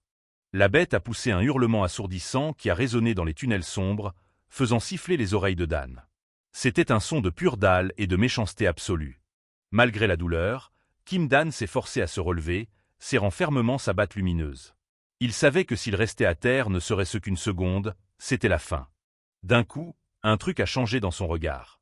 Sa vision cinétique s'est éveillée, lui permettant de voir les moindres tressaillements du monstre, comme si le monde entier tournait au ralenti. La chose géante a bondi, mais Dan bougeait déjà. Il a frappé avec une précision chirurgicale, visant les points faibles qu'il pouvait enfin voir grâce à sa nouvelle vision de dingue. Du fluide jaune a giclé quand la batte a encore fait mouche, faisant hurler la créature de douleur. Ce truc avait l'habitude d'être le chasseur, pas de se faire littéralement démonter. Les pieds bien ancrés au sol, Dan a provoqué la bête, lui demandant si elle kiffait ça. Il n'était plus seulement en mode survie, il commençait à prendre le contrôle. Il a tenu bon, rappelant au monstre que ce combat n'avait rien à voir avec l'embuscade de leur première rencontre. Maintenant, notre gars était prêt à lui rendre la monnaie de sa pièce, avec les intérêts. La chose géante a grincé des dents, ses multiples yeux fixés sur le petit humain qui osait riposter. L'air est devenu lourd avec la rage montante du monstre. Il a chargé à nouveau, ses pattes en forme d'aiguille poignardant le sol à une vitesse terrifiante. Un seul faux pas, et Dan finirait transformé en pelote d'épingle humaine directe. Mais Dan n'a pas scié, déclarant qu'il pouvait voir le moindre de ses mouvements. À ses yeux, la bête se déplaçait dans de la mélasse, chaque tressaillement trahissant sa prochaine attaque mortelle. Il a repensé à son ancien talent de Battlestar tout en esquivant un coup fatal. À l'époque, il gérait, mais là, c'était un tout autre niveau de vision. Des flammes bleues ont explosé alors qu'il portait un coup dévastateur, réalisant que son pouvoir avait évolué. L'impact a envoyé une onde de choc à travers le nid, illuminant la caverne sombre. La chose géante a reculé, ses hurlements atteignant un pic pendant qu'elle luttait pour garder l'équilibre. Elle n'arrivait pas à croire que cette minuscule créature était en train de gagner ce duel. Planté au milieu du nid, Dan avait l'air d'une toute autre personne. La peur avait disparu, remplacée par une concentration froide et tranchante presque inhumaine. Il a remarqué les fissures qui se formaient sur l'armure du monstre et a lâché un sourire, sachant que son plan fonctionnait. La bête montrait enfin des signes de faiblesse, et il était prêt à l'achever. Un sourire sauvage a illuminé le visage de Dan alors que l'adrénaline envahissait son système. Il a réalisé qu'il kiffait vraiment l'excitation de la chasse, même dans ce trou à rats. Notre gars était ultra confiant maintenant, se tenant droit et annonçant qu'il pouvait vraiment gagner. Il pensait l'avoir cerné le monstre, mais il prenait un peu trop le melon. La chose géante a poussé un dernier rugissement lugubre qui ressemblait plus à un signal qu'à un cri de douleur. Elle n'abandonnait pas, elle appelait des renforts. Kim Dan s'est figé d'un coup, toute sa confiance envolée en une fraction de seconde. Notre mec a senti une pression énorme dans l'air, captant qu'il n'était vraiment pas seul dans cette putain de grotte sombre. Il a levé les yeux, écarquillant les paupières en voyant du mouvement dans l'ombre. Un truc rapide fonçait vers lui, et ce n'était clairement pas juste le boss géant qu'il affrontait juste avant. Des centaines de scarabées violets ont inondé le sol de la caverne, le cliquetis de leurs pattes remplissant le nid sombre d'un bruit flippant.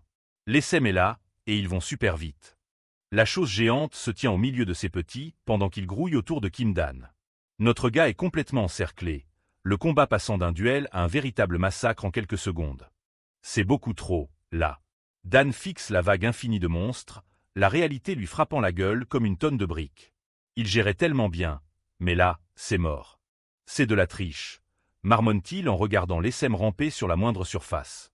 C'est une star du baseball, pas un dératiseur, et le nombre hallucinant d'ennemis rend toute stratégie complètement inutile. Serrant les dents, Kim Dan prend son élan pour un swing énorme. Il ne va pas crever sans se battre, balançant chaque once de la force qui lui reste dans sa batte lumineuse. Il frappe dans un craquement écœurant, envoyant valdinguer l'un des plus gros insectes de l'ESM. Mais pour chaque bestiole qu'il éclate, 10 autres sont prêtes à prendre sa place dans le noir. D'un coup, une douleur aiguë lui vrille le côté. L'une des saloperies a réussi à passer sa garde, et les yeux de Dan s'écarquillent en réalisant qu'il ne peut pas tous les suivre. Un scarabée hurle en se faisant écraser, ses yeux vers luisants s'éteignant. Même dans son agonie, il a l'air d'appeler d'autres de ses frères à rejoindre le festin. Dan cherche son souffle maintenant, la sueur et le sang lui brûlant les yeux. L'adrénaline commence à redescendre, ne lui laissant que l'épuisement et le sentiment que c'est la fin. Merde, à ce rythme, pense-t-il, frappant désespérément les insectes qui lui mordent les jambes. Il se fait dévorer vivant petit à petit, et sa batte lui semble plus lourde à chaque coup. La chose géante domine le chaos, attendant l'ouverture parfaite. C'est un tueur patient, qui laisse son essaim épuiser l'humain avant de porter le coup de grâce. Il ne s'arrête jamais. Le visage de Dan est tordu par un mélange de rage et de terreur, alors qu'il réalise qu'il est coincé dans un cauchemar sans issue. Un mouvement flou le prend de court. Avant même qu'il ne puisse capter ce qui se passe, le monde explose dans un brouillard de mouvements et le bruit écœurant de la chair qui se déchire. D'un coup de poignard brutal, la patte en aiguille du tracker transperce l'épaule de Dan, le clouant au sol. Le sang gicle de partout alors que le monde du garçon se transforme soudain en une pure agonie aveuglante. Il serre les dents si fort qu'elles pourraient se briser, les yeux exorbités par le choc de l'impact. La douleur ne ressemble à rien de ce qu'il a pu ressentir avant aujourd'hui. La chose géante hurle de triomphe, ses mâchoires massives dégoulinant de bave alors qu'elle surplombe sa proie empalée. Elle a enfin gagné, et elle va savourer chaque bouchée. Dan lâche un cri de douleur étouffé, s'agrippant à la patte du monstre comme s'il pouvait miraculeusement l'arracher. Mais il est épinglé comme un putain de papillon dans une vitrine. Les dents serrées dans une lutte désespérée, Dan a versé chaque goutte restante de son âme dans ce seul swing. Ses doigts le brûlaient alors qu'ils agrippaient le manche glacé, sa dernière bouée de sauvetage. Un coup parfait. La bête a poussé un hurlement à glacer le sang qui a secoué Dan jusqu'aux os. Alors que sa patte géante volait en éclats, la perte soudaine de soutien a fait tomber notre gars en chute libre sur le sol de la caverne. En balançant le membre de la bête comme un vieux déchet inutile, Dan a prouvé que même un prédateur aux allures de Dieu pouvait saigner. Mais alors que le sang coulait de son épaule sur la pierre froide, la force de Dan est tombée à zéro. S'évanouissant trop vite, il a regardé la flaque pourpre s'élargir pendant que les ténèbres commençaient à consumer son âme. Son visage est pâle et couvert de crasse alors qu'il lève des yeux vides. La star du baseball arrogante a disparu, remplacée par un gamin qui essaie juste de survivre. Il s'effondre sur le sol, le tracker et son essaim le surplombant comme une montagne vivante de chitine et de crocs. C'est bon, c'est la fin. Tout devient flou alors que Dan fixe ses mains couvertes de sang. Notre mec se demande sérieusement s'il n'est pas déjà mort sans s'en être rendu compte. Alors que l'essaim se rapproche, les yeux de notre gars commencent à se fermer. Il a perdu beaucoup trop de sang, et son corps est enfin prêt à abandonner le combat. Kim Dan tombe à genoux, l'essaim se rapprochant pour le coup de grâce. L'esprit de notre gars se brise enfin, se demandant si c'est dans ce trou infernal que son voyage se termine. Le désespoir envahit notre gars qui fixe le sol, paralysé par sa propre impuissance. Il a fait tout ce qu'il pouvait, mais les chances de survie semblent juste impossibles à surmonter maintenant. Soudain, un ordre unique et puissant résonne dans son crâne, perçant la douleur et le bruit de l'essaim. Bateoi. C'est une voix qu'il ne connaît que trop bien. Kim Dan lève les yeux, choqué, et voit sa sœur, Kim Yena, debout juste là, dans l'obscurité. Elle a l'air sévère, son uniforme scolaire contrastant violemment avec ce nid d'horreur. Elle ne le réconforte pas, lui balançant plutôt une vérité froide et brutale. Notre meuf lui dit de ne même pas penser à abandonner, son regard perçant à travers sa détermination qui s'estompait. Kim Yena. Commentait. Bégait Dan, la voix à peine un murmure. Il n'en croit pas ses yeux, se demandant s'il n'a pas fini par perdre la tête dans ces derniers instants. Yena ne répond pas à sa question, lui ordonnant plutôt de se bouger le cul et de se lever. Elle n'est pas là pour le pleurer, elle est là pour le pousser à avancer. Ses yeux s'illuminent d'une lumière bleue terrifiante alors qu'elle révèle un détail cryptique. Elle et un certain moine l'attendent, et il n'est pas encore invité. Des flammes bleues rugissantes explosent des ténèbres, manifestant une énorme mâchoire démoniaque qui palpite de pouvoir. La vision de Yena disparaît, remplacée par une vague d'énergie brute et sauvage. Les yeux de Dan perdent leur humanité, remplacé par un regard froid et lumineux alors qu'il retrouve ses appuis. Il est prêt à suivre l'ordre de sa sœur et à riposter contre la nuit. Un réveil violent se déclenche au plus profond de l'âme de notre gars. Sa vision cinétique ne sert plus juste pour le baseball. Elle devient un truc beaucoup plus dangereux et terrifiant à voir. Sa main ensanglantée serre à nouveau le manche de sa batte, l'arme bourdonnant d'un pouvoir nouvellement éveillé. Ce n'est plus juste une massue en bois, c'est un putain de canaliseur de destruction. Malgré les insectes qui grouillent sur lui, Dan se redresse, montrant les dents dans un grognement féroce. La proie est devenue le prédateur, et il s'apprête à nettoyer la zone. La gueule démoniaque sur sa batte hurle dans un rugissement de feu spirituel bleu, illuminant toute la caverne. C'est une démonstration flippante de force surnaturelle qui fait vibrer l'air lui-même. Une explosion d'énergie jaillit, un mur de chaleur incandescente qui promet de transformer chaque putain de monstre de ce nid en de simples tas de cendres. L'un des insectes de l'essaim est instantanément vaporisé alors que les flammes bleues le consument. Il n'y a plus d'échappatoire face à cette colère, et plus aucune pitié à attendre.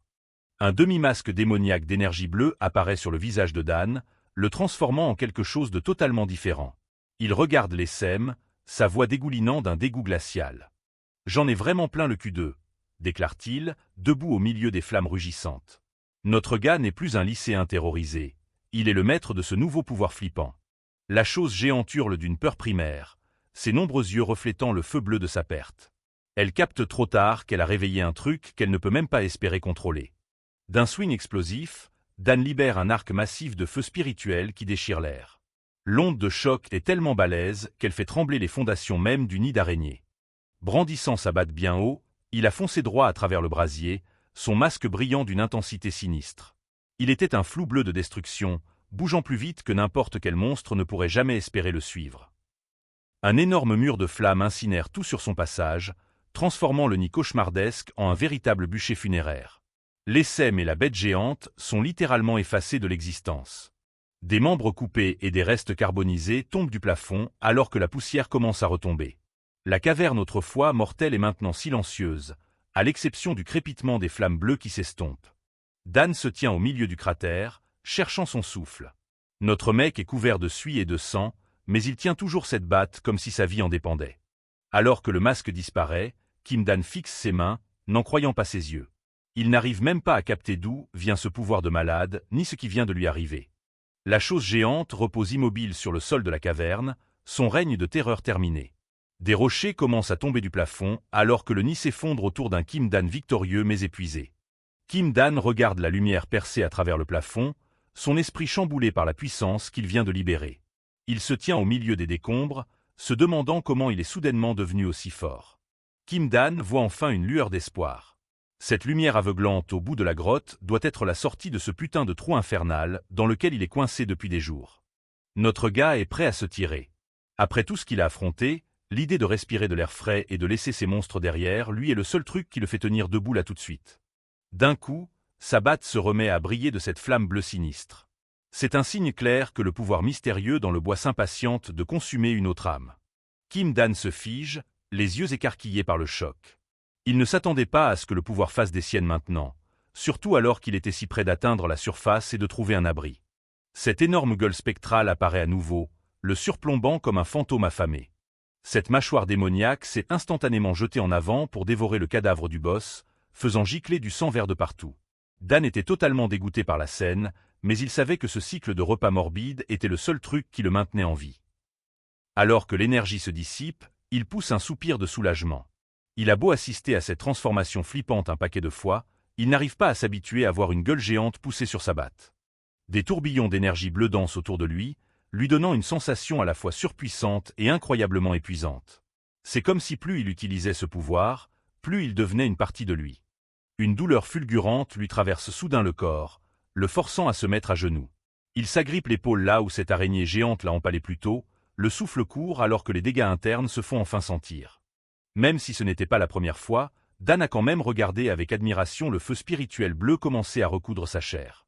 La blessure se refermait sous ses yeux, prouvant que ce pouvoir était capable de bien plus que de la simple destruction. La guérison s'écoule et tout, mais le processus fait un mal de chien. Kim Dan s'effondre sur le sol froid de la grotte, serrant les dents en essayant de supporter cette sensation atroce. Il regarde ses fringues en lambeaux et ses mains tremblantes. Ce pouvoir grandit beaucoup trop vite, et il sait au fond de lui que c'est à un niveau complètement différent d'avant. Notre mec commence à assembler les pièces du puzzle. On dirait que sa force explose à chaque fois qu'il affronte un adversaire plus balèze, ce qui le pousse à se demander jusqu'à quel point il peut devenir puissant. Il prend un moment pour calmer sa respiration, son regard s'aiguisant avec un mélange de peur et de détermination. Il doit continuer d'avancer, peu importe les changements flippants qui s'opèrent en lui. Kim Dan se lève et se dirige à nouveau vers la sortie. Il n'a aucune idée de ce qui l'attend dehors, mais tout doit être mieux que de pourrir dans cette grotte sombre. Sa batte sur l'épaule, il avance vers la lumière. Il se dit qu'avec ce nouveau pouvoir, il arrivera à survivre à la suite, même si ça a l'air galère. Quand sa vision s'éclaircit, son cœur s'emballe. Il s'attendait à des arbres ou une ville, mais ce qu'il voit à la place lui glace le sang. C'était clairement pas prévu au programme.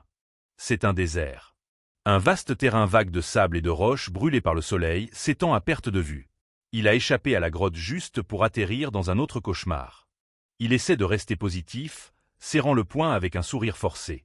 Un désert, c'est rude, c'est sûr, mais il se dit que c'est toujours 100 fois mieux que la grotte humide qu'il vient de quitter.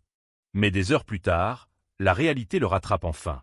Ses jambes lâchent sous l'effet de la chaleur et de la fatigue alors qu'il capte à quel point il n'est pas prêt pour une randonnée dans ce paysage brûlant et désolé. Notre gars tombe à genoux, son moral complètement brisé. Il réalise qu'il s'est mis le doigt dans l'œil en pensant que cet endroit serait une amélioration. C'est juste un autre moyen de crever. Il se traîne devant les squelettes blanchis de créatures qui n'ont pas supporté la chaleur. Il n'y a absolument rien à bouffer ici, juste du sable à l'infini et le soleil qui se fout de sa gueule au-dessus de lui. Pour couronner le tout, il n'y a pas la moindre goutte d'eau à l'horizon. Le sol est craquelé et sec, à l'image de la soif désespérée qui commence à lui déchirer la gorge. Des squelettes ambulants commencent à ramper hors du sable, mais Kim Dan ne bronche même pas. Là tout de suite, les monstres sont le cadet de ses soucis comparé au fait qu'il est juste en train de mourir de faim. Le mec a l'air complètement ravagé, les joues creusées et le regard vitreux. Il est sur le point d'atteindre ses limites, réalisant que survivre au monstre ne sert à rien s'il finit par crever de faim tout seul. Kim Dan est allongé sur le dos, fixant le ciel vide. Il marmonne dans sa barbe qu'il n'y a pas une seule âme qui vive dans le coin, juste ces monstres sans fin et terrifiants. Le mec perd complètement espoir, se demandant s'il est le dernier humain sur Terre. Le silence du désert est assourdissant, rendant sa situation encore plus désespérée. Notre gars ferme doucement les yeux, voulant juste que le monde disparaisse. Il murmure qu'il espère qu'en les rouvrant, tout ce cauchemar n'aura été qu'un putain de rêve. Soudain, une voix aiguë retentit, criant qu'il y a en fait quelqu'un ici. Les yeux de Kim Dan s'ouvrent sous le choc, les pupilles dilatées alors qu'il réalise qu'il n'est pas seul. Une jeune fille avec de grandes oreilles de renard, Chloé, l'observe avec un sourire curieux. Derrière elle se tient un guerrier aux cheveux argentés, Har, qui lui dit de ne pas se précipiter. Cette gamine a clairement un tempérament de chef, croisant les bras alors qu'elle annonce à Har que Kim Dan est carrément vivant. Elle n'a pas l'air d'avoir peur de lui ou de son sale état. Des larmes coulent sur le visage de Kim Dan alors que le contact humain le frappe enfin de plein fouet. Chloé a l'air un peu gênée, lui balançant franco de s'arrêter de chialer. Har reste en retrait avec une expression stoïque pendant que Chloé essaie de s'expliquer. Elle a l'air un peu dépassée par l'émotion de cet inconnu, bafouillant sous le coup de la confusion. Notre gars fond littéralement en larmes maintenant, hurlant qu'elle est la première personne à qui il peut enfin parler. Il est tellement soulagé de pouvoir communiquer avec quelqu'un. Chloé a l'air totalement dégoûtée par sa tête pleine de morve, le traitant de crasseux avec une grimace. Har, en tant qu'adulte de la situation, suggère qu'ils se calment tous pour discuter. Cette meuf est un sacré numéro, se plaignant de devoir faire une pause alors qu'il leur reste encore tellement de chemin. Elle a clairement de l'énergie à revendre pour quelqu'un en voyage. Har soupire, lui rappelant qu'ils ne peuvent pas vraiment ignorer quelqu'un dans cet état. Il fait remarquer que c'est elle qui a couru vers lui tout excitée, de toute façon. Chloé lui lance un regard sceptique, ses oreilles de renard frétillant alors qu'elle digère sa remarque. Elle n'a clairement pas l'habitude qu'on la remette à sa place et n'a pas l'air super ravie. Elle finit par céder, faisant demi-tour avec son sac à dos énorme pour montrer le chemin par la suite de près, ayant l'air amusé par son côté têtu alors qu'il commence à monter le camp. Ils finissent par s'installer autour d'un feu de camp, une marmite d'un truc à l'odeur divine bouillonnant sur les flammes. Kim Dan est assis en face d'eux, l'air complètement dans les vapes. Les yeux du mec brillent littéralement en fixant la bouffe, la dalle prenant le dessus. Il a un regard de fou, incapable de détourner les yeux du repas qui mijote. Notre gars est courbé sur la marmite comme un putain de prédateur, la bave manquant de toucher le sol. Ça fait tellement longtemps qu'il n'a pas vu de vraie bouffe qu'il perd complètement la boule. Chloé est assise en face de lui, l'air blasé par son comportement de sauvage. Elle lui balance qu'il agit comme un mec mort de faim depuis des jours, mais que son corps a l'air étonnamment en forme. Kim Dan s'en tape complètement de son apparence, déclarant qu'il n'a rien avalé depuis plus de 5 jours. Il meurt d'envie de goûter à ce qu'il y a dans cette marmite. La mâchoire de Chloé se décroche en entendant ça. Elle se demande si c'est même physiquement possible pour un humain de survivre aussi longtemps sans bouffe dans cette chaleur du désert. Har l'observe en silence, ses yeux ambrés perçants alors qu'il scrute l'inconnu. Il essaie clairement de piger comment Kim Dan tient encore debout après tout ce temps. Serrant le poing, Kim Dan explique sa théorie sur sa survie.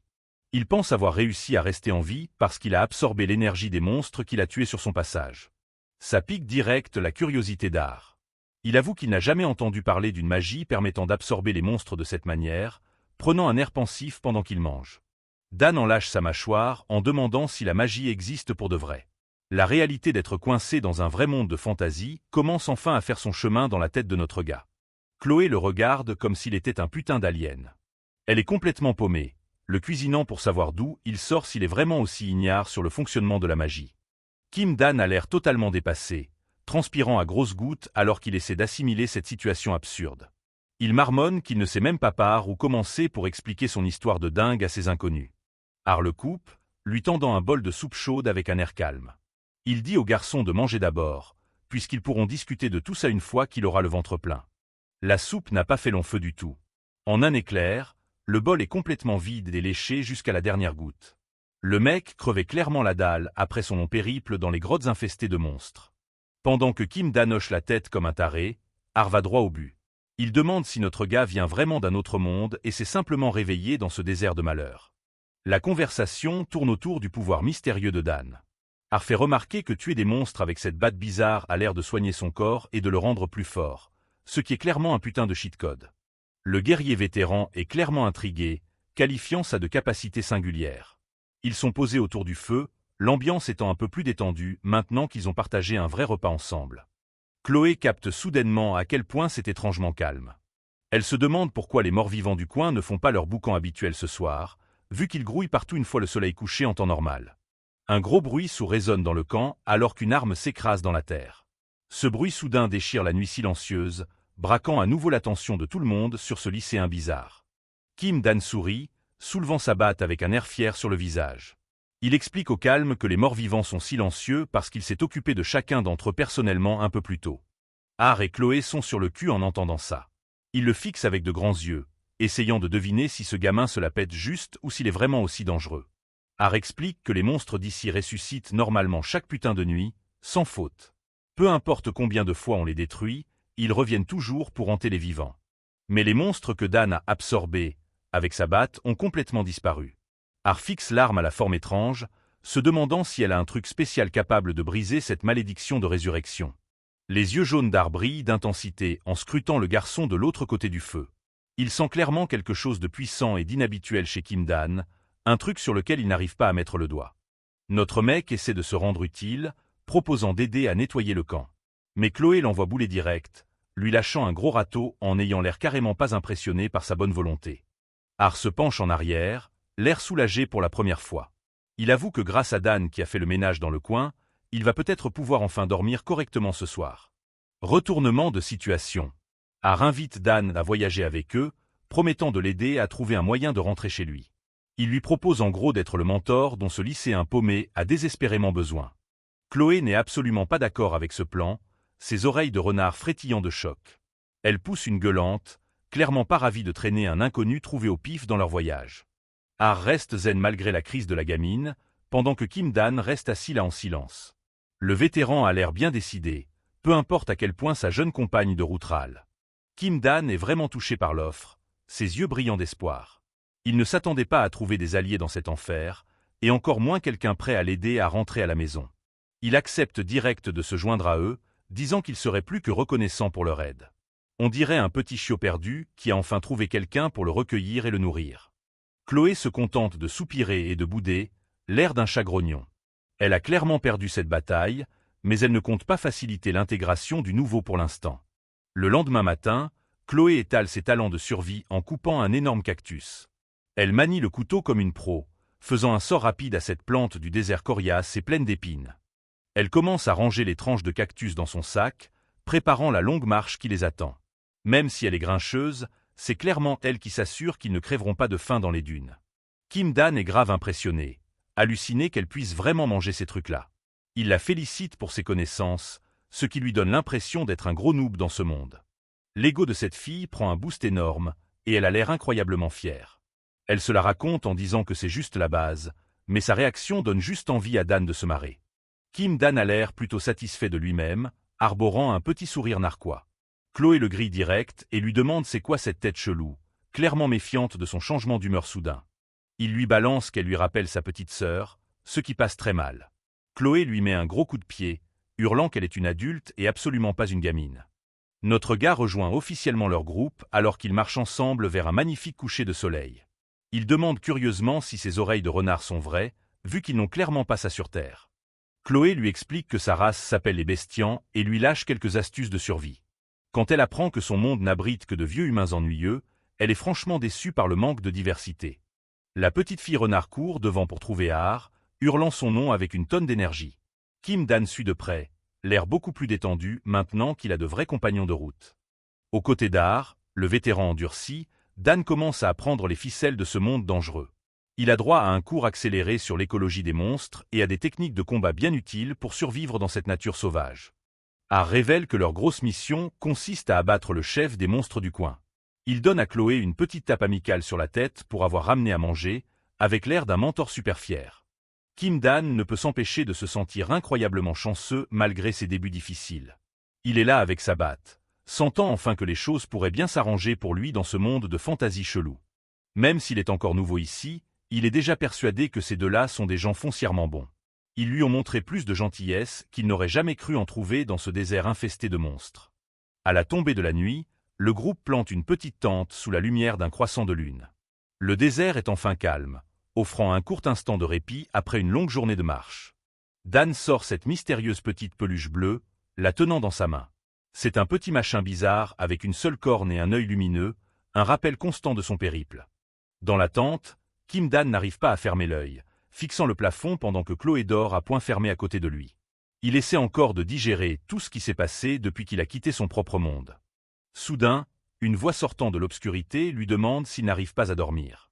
Un gros plan montre l'œil grand ouvert de Dan alors qu'il réalise qu'Har est aussi réveillé, montant la garde sur leur petit camp. Har est assis pas loin avec une lanterne, sa lumière chaude repoussant l'ombre.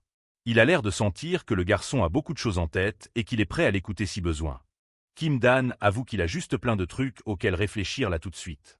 Son expression est sombre alors que la réalité de sa situation commence de nouveau à peser lourdement sur ses épaules. Har lui demande s'il pense à son monde d'origine, posant la lanterne sur le sol. C'est clairement un mec observateur, ayant capté le mal du pays évident du gamin lors de leur petite discussion nocturne. Le guerrier aux cheveux argentés avoue être curieux de savoir d'où vient Dan lui aussi. Ils sont posés ensemble dans la pénombre de la tente, deux inconnus venant de mondes différents trouvant enfin un terrain d'entente. Pendant que Chloé pionce, Har glisse que Dan est la première personne d'un autre monde qu'il ait jamais croisé. Même pour un vétéran comme lui, c'est une situation assez dingue et unique. Notre mec lâche un petit rire, disant que comparé à ce cauchemar rempli de monstres, son ancien monde était en fait vachement chiant. Il n'aurait jamais cru que la vie banale dont il se plaignait en lui manquerait un jour. Har prend un air pensif, soulignant que ça doit être un monde sacrément paisible s'il est si ennuyeux. Il a l'air presque jaloux d'un endroit où la survie n'est pas une putain de lutte quotidienne pour tout le monde. Kim Dan réalise d'un seul coup à quel point son ancienne vie était tranquille. Il capte que la misère qu'il ressentait chez lui serait en fait un luxe monumental dans ce monde impitoyable. Il demande à Har s'il a déjà entendu parler du baseball, un petit jeu sympa de chez lui. À ce moment précis, il prend la ferme décision de faire tout ce qu'il faut pour retrouver sa famille. La scène passe à un ciel bleu azur, mais un gros bruit sourd commence à résonner dans les airs. Un truc énorme approche, et cette matinée paisible s'apprête à devenir super bruyante. Un énorme monstre rouge surgit de nulle part, hurlant avec une puissance terrifiante. Dan et Chloé crient à s'empêter les cordes vocales, réalisant que la partie « mort » de cette aventure est toujours bien réelle. Kim Dan tape un sprint de l'enfer dans le désert, portant toujours sa tenue de baseball. À côté de lui, Chloé la fille renard court comme une dératée pour garder le rythme. Notre gars hurle à Chloé de prendre de l'avance pendant qu'il reste derrière. Cette meuf a l'air absolument terrorisée, jetant un coup d'œil par-dessus son épaule alors qu'une ombre gigantesque commence à s'abattre sur eux. Un énorme dragon rouge entre dans le champ, sa queue fend dans l'air comme un putain de fouet. Dan regarde en arrière et hurle à Chloé de courir pour sauver sa peau. Mais Kim Dan ne se démonte pas. Il serre sa batte en bois à deux mains, les dents serrées et ultra concentrées. C'est l'heure de voir s'il peut vraiment survivre à l'attaque de ce monstre. Il frappe de toutes ses forces, balançant une énorme onde de choc d'énergie bleue dans la gueule du dragon. Ce mec ne joue clairement plus au baseball là. C'est de la puissance surhumaine de malade. Malgré ce mouvement stylé, on dirait bien que ça a fait 0 dégâts.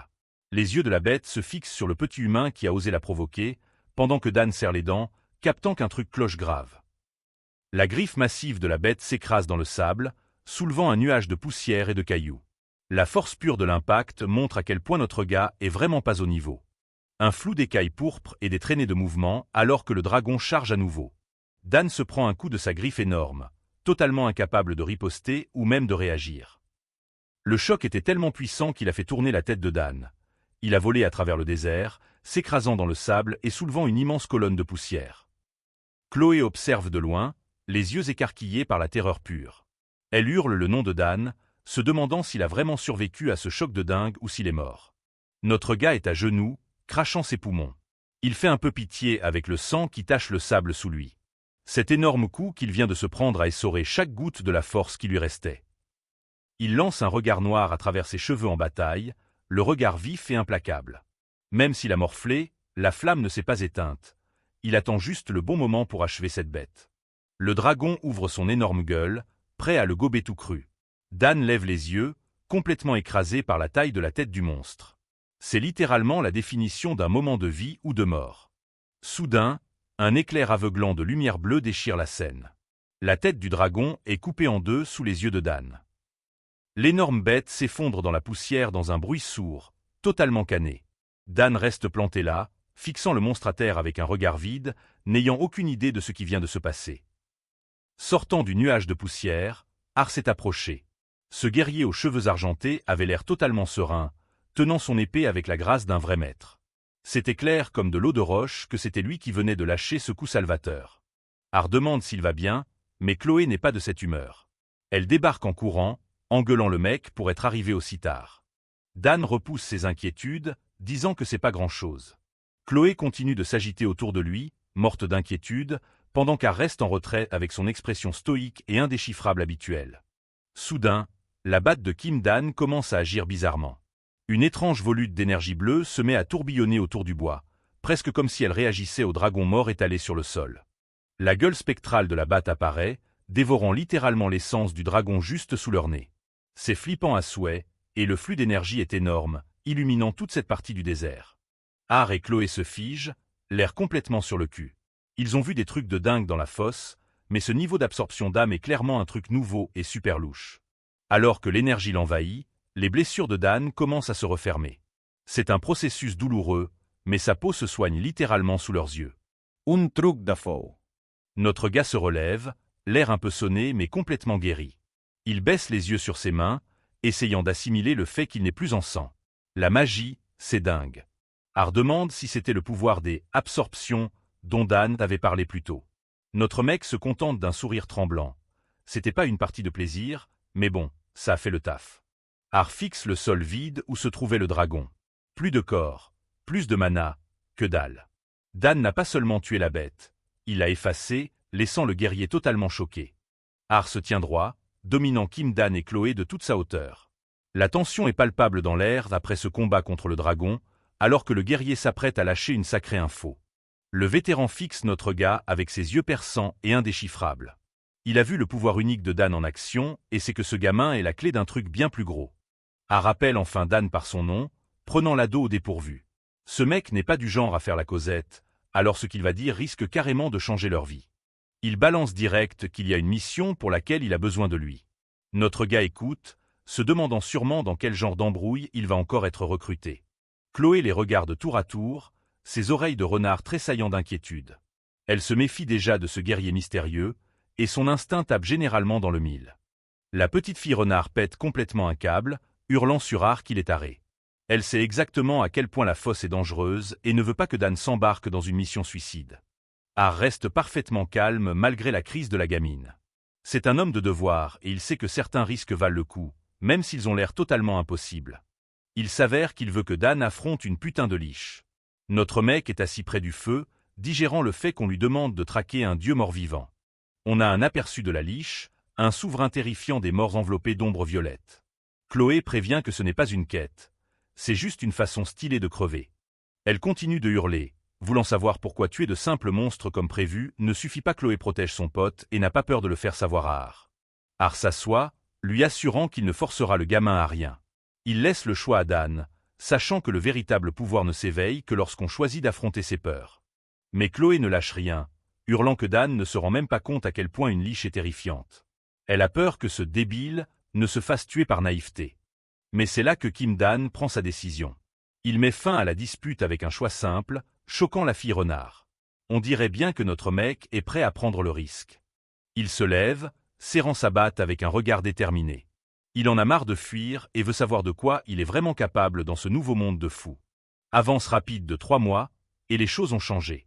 On voit Dan en train de manger de bon cœur, l'air beaucoup plus robuste et en forme que lors de son arrivée ici. Le gamin et Chloé savourent un repas au coin du feu. Vivre dans la fosse pendant 3 mois les a clairement endurcis, et leur lien n'a fait que se renforcer. Har les observe de loin, perdu dans ses pensées. Il a entraîné le garçon, le regardant passer d'un lycéen paumé à un guerrier capable de survivre à ce désert impitoyable. Chloé est toujours la même meuf pleine d'énergie, s'empiffrant tout en demandant à Dan à quoi il pense. Malgré le danger constant, ils ont réussi à trouver quelques moments de paix. Har prend la parole, faisant remarquer que même après tout ce temps, Dan ne pige toujours pas la vraie nature de ses capacités. Il y a un pouvoir caché qui ne demande qu'à exploser. Notre gars s'arrête de mâcher, l'air un peu largué par les paroles du vétéran. Il a utilisé la batte pour survivre, mais n'a pas vraiment cherché à comprendre ses origines sombres. Le guerrier aux cheveux argentés insiste sur le fait qu'ils doivent décortiquer son pouvoir avant d'affronter la liche. Pas question d'avoir la moindre surprise face au roi des morts-vivants. Il veut savoir exactement comment fonctionne l'absorption de la batte. Chaque arme a ses limites, et les connaître pourrait faire la différence entre la vie et la mort dans la bataille à venir. Chloé lève la tête, la bouche encore pleine de bouffe, écoutant attentivement. Elle commence à réaliser que le gourdin de Dan pourrait bien être une chose vivante et dangereuse, plus qu'une simple arme. Kim Dan fixa sa batte, commençant enfin à être curieux de sa propre évolution. Il avait survécu à l'enfer grâce à cette masse, et il était temps qu'il découvre la vérité sur ce pouvoir flippant. Dan savait qu'il avait un long entraînement devant lui s'il voulait maîtriser ce truc. Kim Dan est grave chaud après 3 mois d'entraînement. Il serre le poing, prêt à apprendre enfin de la vraie magie et à capter comment utiliser son mana. Mais avant que le vrai boulot ne commence, notre gars doit se mettre à genoux pour un examen. Il a l'air un peu sceptique en attendant qu'Har fasse son truc. Il a déjà l'air complètement vidé, alors que la leçon n'a même pas commencé. Dan commence à capter que la magie est peut-être bien plus galère que de juste balancer des coups de batte de baseball. Le groupe s'installe au milieu du désert pour une session sérieuse. Har se tient debout devant l'ado agenouillé, pendant que Chloé observe depuis son rocher pas loin. La petite fille renard explique qu'il commence par un scan de mana. Elle a l'air hyper excitée, même si Dan est clairement paumé par toute la procédure. Notre mec pète un câble quand il apprend qu'il a vraiment du mana. Il a été un humain normal toute sa vie, donc l'idée d'avoir de la magie le choque complètement. Chloé lève juste les yeux au ciel, balançant au calme que tout le monde a du mana. Elle a l'air de s'ennuyer face à sa réaction dramatique, comme si c'était le truc le plus banal du monde. Har intervient, disant qu'il a juste besoin de jeter un coup d'œil rapide à l'intérieur. Il espère découvrir la vraie nature de cette arme bizarre et de l'énergie interne de Dan. Dan panique direct, croisant les bras et hurlant pour savoir s'il va vraiment lui faire ça ici et maintenant. Il se fait clairement des films, alors qu'Har a juste l'air dépité par l'imagination débordante du gamin. Le vétéran ignore ses conneries et pose une main ferme sur l'épaule du garçon. Il est temps d'arrêter de jacter et de lancer le scan avant que la nuit ne tombe. Il commence à canaliser son propre mana à travers le corps de Dan. Des étincelles bleues se mettent à danser dans l'air alors que les deux énergies entrent en collision pour la première fois. Har ferme les yeux, concentrant chaque once de son attention sur le flux. Il cherche la moindre anomalie, sans se douter de la vérité terrifiante cachée au plus profond de l'âme du gamin.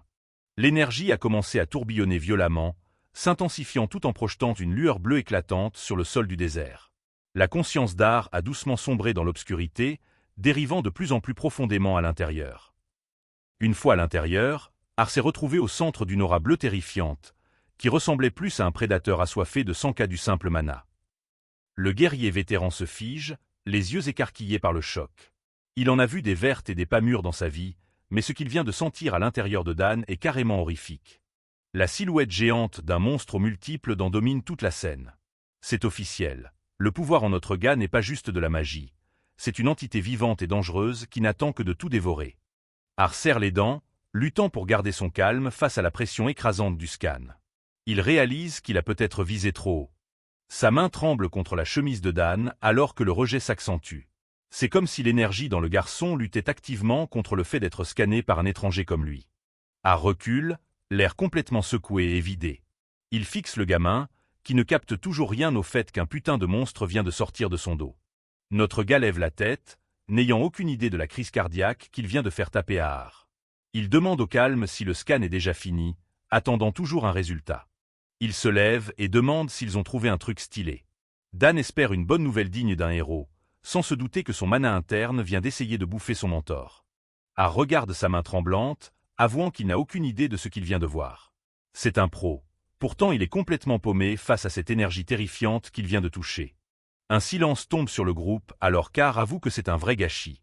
Le mystère de la batte et du mana de Dan est bien plus profond que ce qu'il croyait, et c'est franchement super glauque. Har fixe notre gars, réalisant que cette énergie n'est même pas du mana. On dirait qu'une autre créature vivante a fait son nid dans le corps de Dan, et ce n'est clairement pas un truc humain. Le mec détourne le regard, totalement bouleversé. Ressentir ce mana a déclenché un rejet violent. Ce truc est un prédateur alpha qui ne veut pas être découvert, et il est super dangereux. Kim-Dan ne capte rien au putain de monstre qui vient de jaillir de son dos. Il se penche et demande si Chloé peut aussi utiliser la magie, pendant qu'elle lui lance un regard blasé. Notre mec continue de sourire, sans avoir conscience du potentiel sombre caché en lui. Har ne peut qu'observer en silence, gravement perturbé par le fait que ce gamin à l'air si innocent est en réalité une machine à tuer. Un pied squelettique a craqué sur la terre sèche. Ces soldats morts-vivants grouillaient de partout, mais ce n'était que de la chair à canon pour ceux qui les attendaient. Ce guerrier squelette se tenait bien droit, serrant son arme. Il avait l'air flippant, mais dans ce monde, même les morts ne peuvent pas échapper à la batte de notre gars.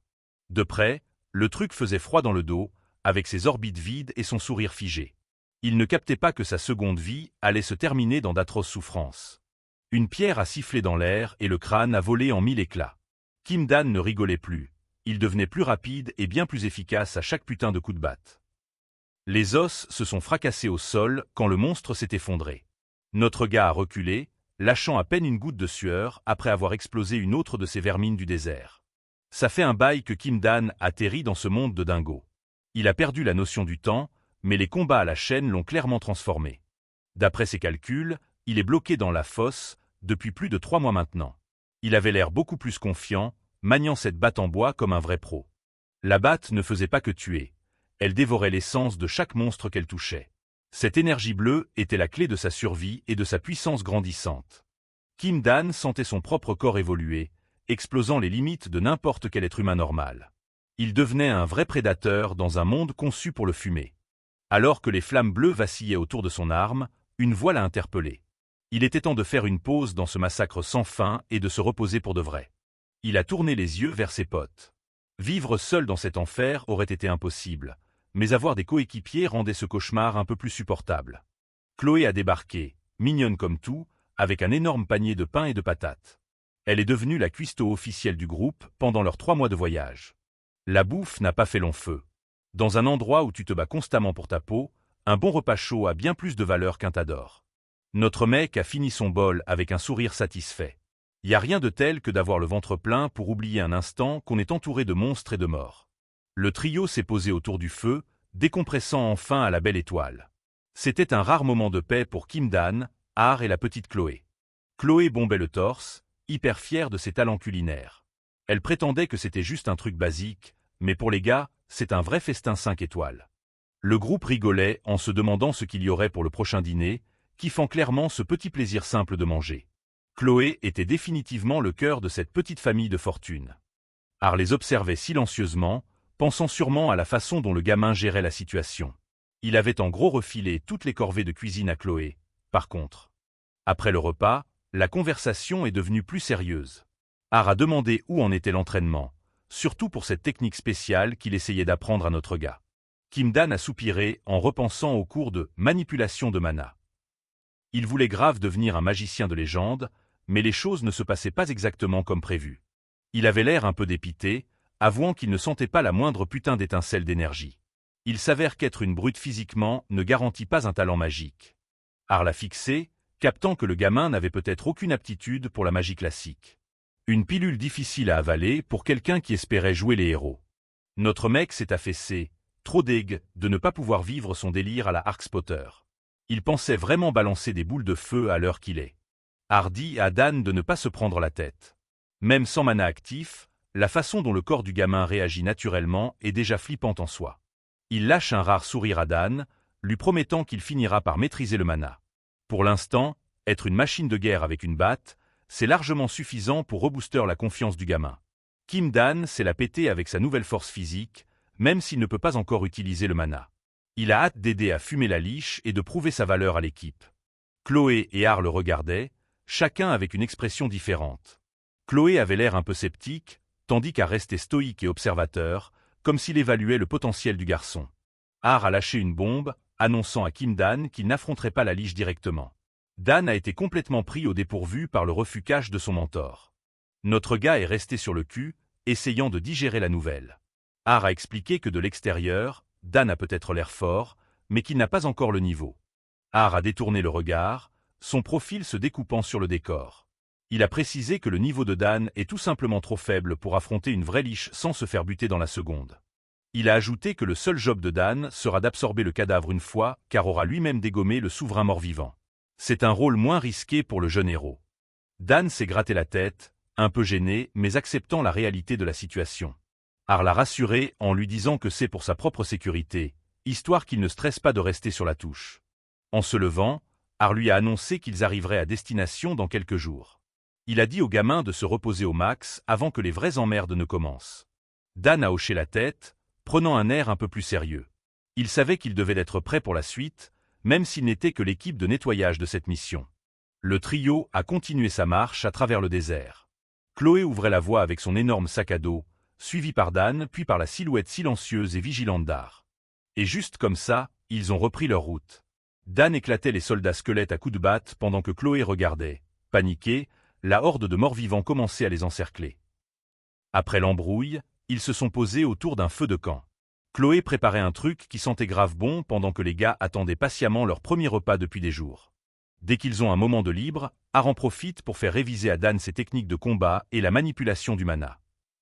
La nuit est tombée, et Dan s'est écroulé par terre, complètement claqué.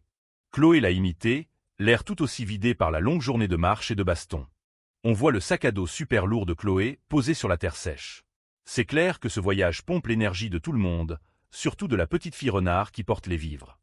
Chloé a lâché un gros soupir, assise par terre avec une mine fatiguée.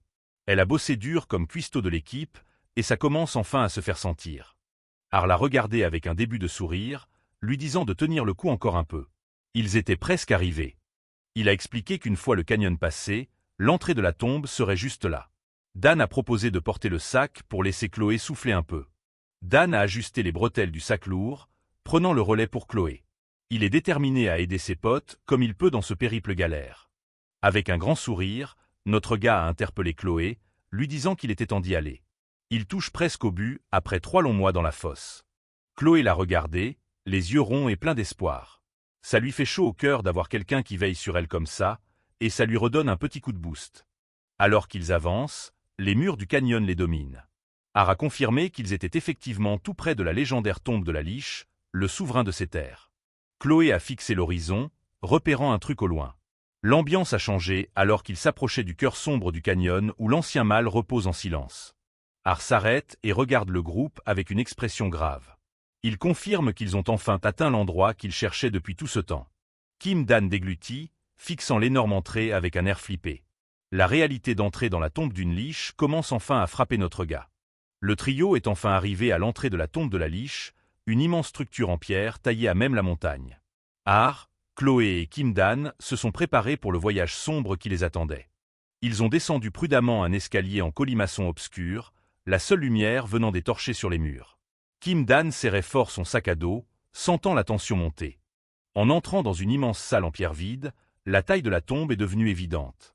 L'air était lourd et glacial, un contraste violent avec la chaleur étouffante du désert à l'extérieur. Notre mec a remarqué que l'endroit avait l'air étonnamment propre pour une tombe antique. Mais Chloé n'était pas aussi optimiste, signalant que le manque de poussière signifiait généralement qu'un truc était toujours actif. Har a levé sa lanterne, le visage sombre en avertissant les autres de rester sur leur garde.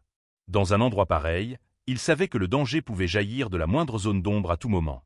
Kim Dan a essayé de faire le mec cool, rigolant de l'idée que des fantômes puissent vraiment traîner dans un endroit pareil. Mais c'était clairement une façade pour cacher qu'il flippait de plus en plus. Mais plus il s'enfonçait dans l'ombre, plus ce sourire confiant s'effaçait. Ce silence écrasant dans la tombe commençait sérieusement à mettre notre mec mal à l'aise. Juste au moment où il finissait sa blague, Kim Dan a senti un putain de frisson. Il a fait volte-face, l'air paniqué, captant que certaines blagues ont la fâcheuse tendance à devenir réalité. Et BIM, un fantôme de squelette lumineux flottait littéralement juste derrière lui. La silhouette effrayante lui a fait un coucou complice, kiffant clairement le fait d'avoir réussi à les surprendre. Notre gars a complètement pété un câble, lâchant un hurlement qui a dû résonner dans toute la tombe. Voir un squelette qui parle de si près ne faisait absolument pas partie de son délire de héros du jour. Le fantôme squelette a juste gardé le sourire et leur a balancé un petit salut, comme si de rien n'était face à ce cri. C'était un moment complètement absurde et flippant dans un endroit déjà bien louche. Kim Dan et Chloé tremblaient comme des feuilles pendant que le fantôme restait planté là. Même Har semblait dépité face au ridicule total de tomber sur un fantôme farceur ici. Alors qu'ils laissaient la traînée lumineuse du fantôme derrière eux, Dan se demandait si une batte en bois pouvait au moins blesser un esprit. Har lui a juste dit que le plus important, c'était d'avoir le bon état d'esprit. Bien plus haut, sur une poutre en bois, un petit rat observait le groupe avec de grands yeux. Même les bestioles du coin semblaient flipper par ces intrus bizarres qui marchaient dans ces halls anciens et hantés. Le rat a filé alors que le trio s'enfonçait dans les ténèbres. Kim Dan en a profité pour demander à Har quelques détails sur la liche qui régnait sur cette terre des morts. Har avait l'air incroyablement sérieux en levant sa lanterne, projetant de longues ombres sur les murs de pierre. Il se préparait clairement à leur expliquer la nature flippante de l'ennemi qu'ils allaient affronter. Il leur a expliqué que la liche est le maître incontesté de cette terre des morts. Des squelettes éparpillés jonchaient le sol, rappelant macabrement le pouvoir de cette créature. Le guerrier aux cheveux argentés a précisé que la liche ne fait pas que régner. Elle ressuscite et commande une armée colossale de morts-vivants. Toute la tombe n'était en gros qu'une immense caserne pour ses fidèles soldats immortels. Har a averti que si la liche retrouvait toute sa force un jour, elle mènerait sa horde de morts-vivants pour détruire le monde. Les yeux luisants des squelettes semblaient valider ces sombres paroles. C'est pour ça qu'il devait le fumer maintenant, avant qu'il ne récupère son pouvoir perdu. Har a tranché quelques squelettes errant sans forcer, prouvant qu'il manquait de temps. Mais il y avait une embrouille. Même si elle était vaincue, la liche ressusciterait encore dans 100 ans. Ce cycle de mort et de résurrection faisait de lui une menace constante pour tout ce qui vit. Kim Dan l'écoutait super attentivement, son visage changeant alors qu'il captait le poids de leur mission. Ce n'était pas juste un petit donjon à clean. Ils essayaient d'éviter la putain de fin du monde. Har a regardé les os brisés sur le sol, rappelant qu'il avait vu la capacité unique de Kim Dan en action. Le pouvoir de notre gars d'effacer définitivement les monstres était la clé qui leur manquait.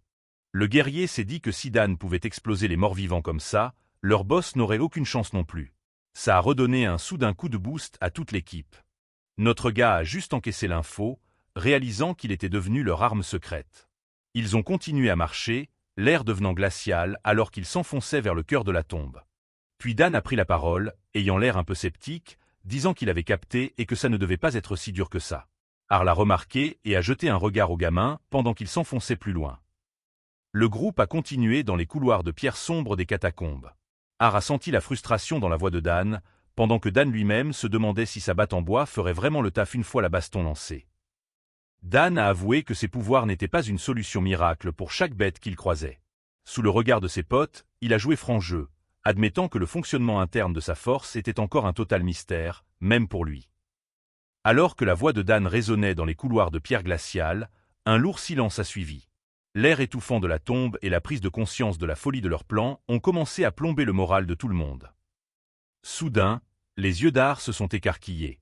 Une goutte de sueur a coulé sur son visage alors qu'il captait qu'un truc clochait grave. Chloé a crié de panique, essayant de rester positive tout en hurlant à Kim Dan d'attendre. Elle a réalisé trop tard que le garçon avait foncé droit dans un piège dangereux. Kim Dan s'est arrêté et a jeté un coup d'œil en arrière, l'air complètement paumé face à la crise soudaine de ses amis. Il n'avait pas remarqué que le sol sous lui commençait à briller d'une étrange lumière violette. Il allait leur demander pourquoi ils ne suivaient pas, Mais ses mots se sont perdus alors que la lumière devenait aveuglante. L'air autour de lui crépitait d'une énergie magique intense et interdite. Har a lâché un rugissement de désespoir, le visage tordu par la peur pour la sécurité du gamin. Il a hurlé à Kim Dan de se barrer de là immédiatement, mais il était déjà trop tard. Kim Dan restait figé au centre d'un immense cercle magique lumineux. Il a baissé les yeux, complètement choqué, réalisant qu'il venait de marcher en plein sur un sort de téléportation puissant et ancien. Le visage de notre gars est devenu tout pâle alors que la lumière violette l'enveloppait totalement. Il a à peine eu le temps de lâcher une question embrouillée avant que le piège magique ne se déclenche à fond, laissant son sort incertain.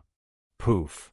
En un clin d'œil, Dan s'est volatilisé, ne laissant derrière lui que les traînées de lumière magique violette qui se dissipaient doucement dans l'air.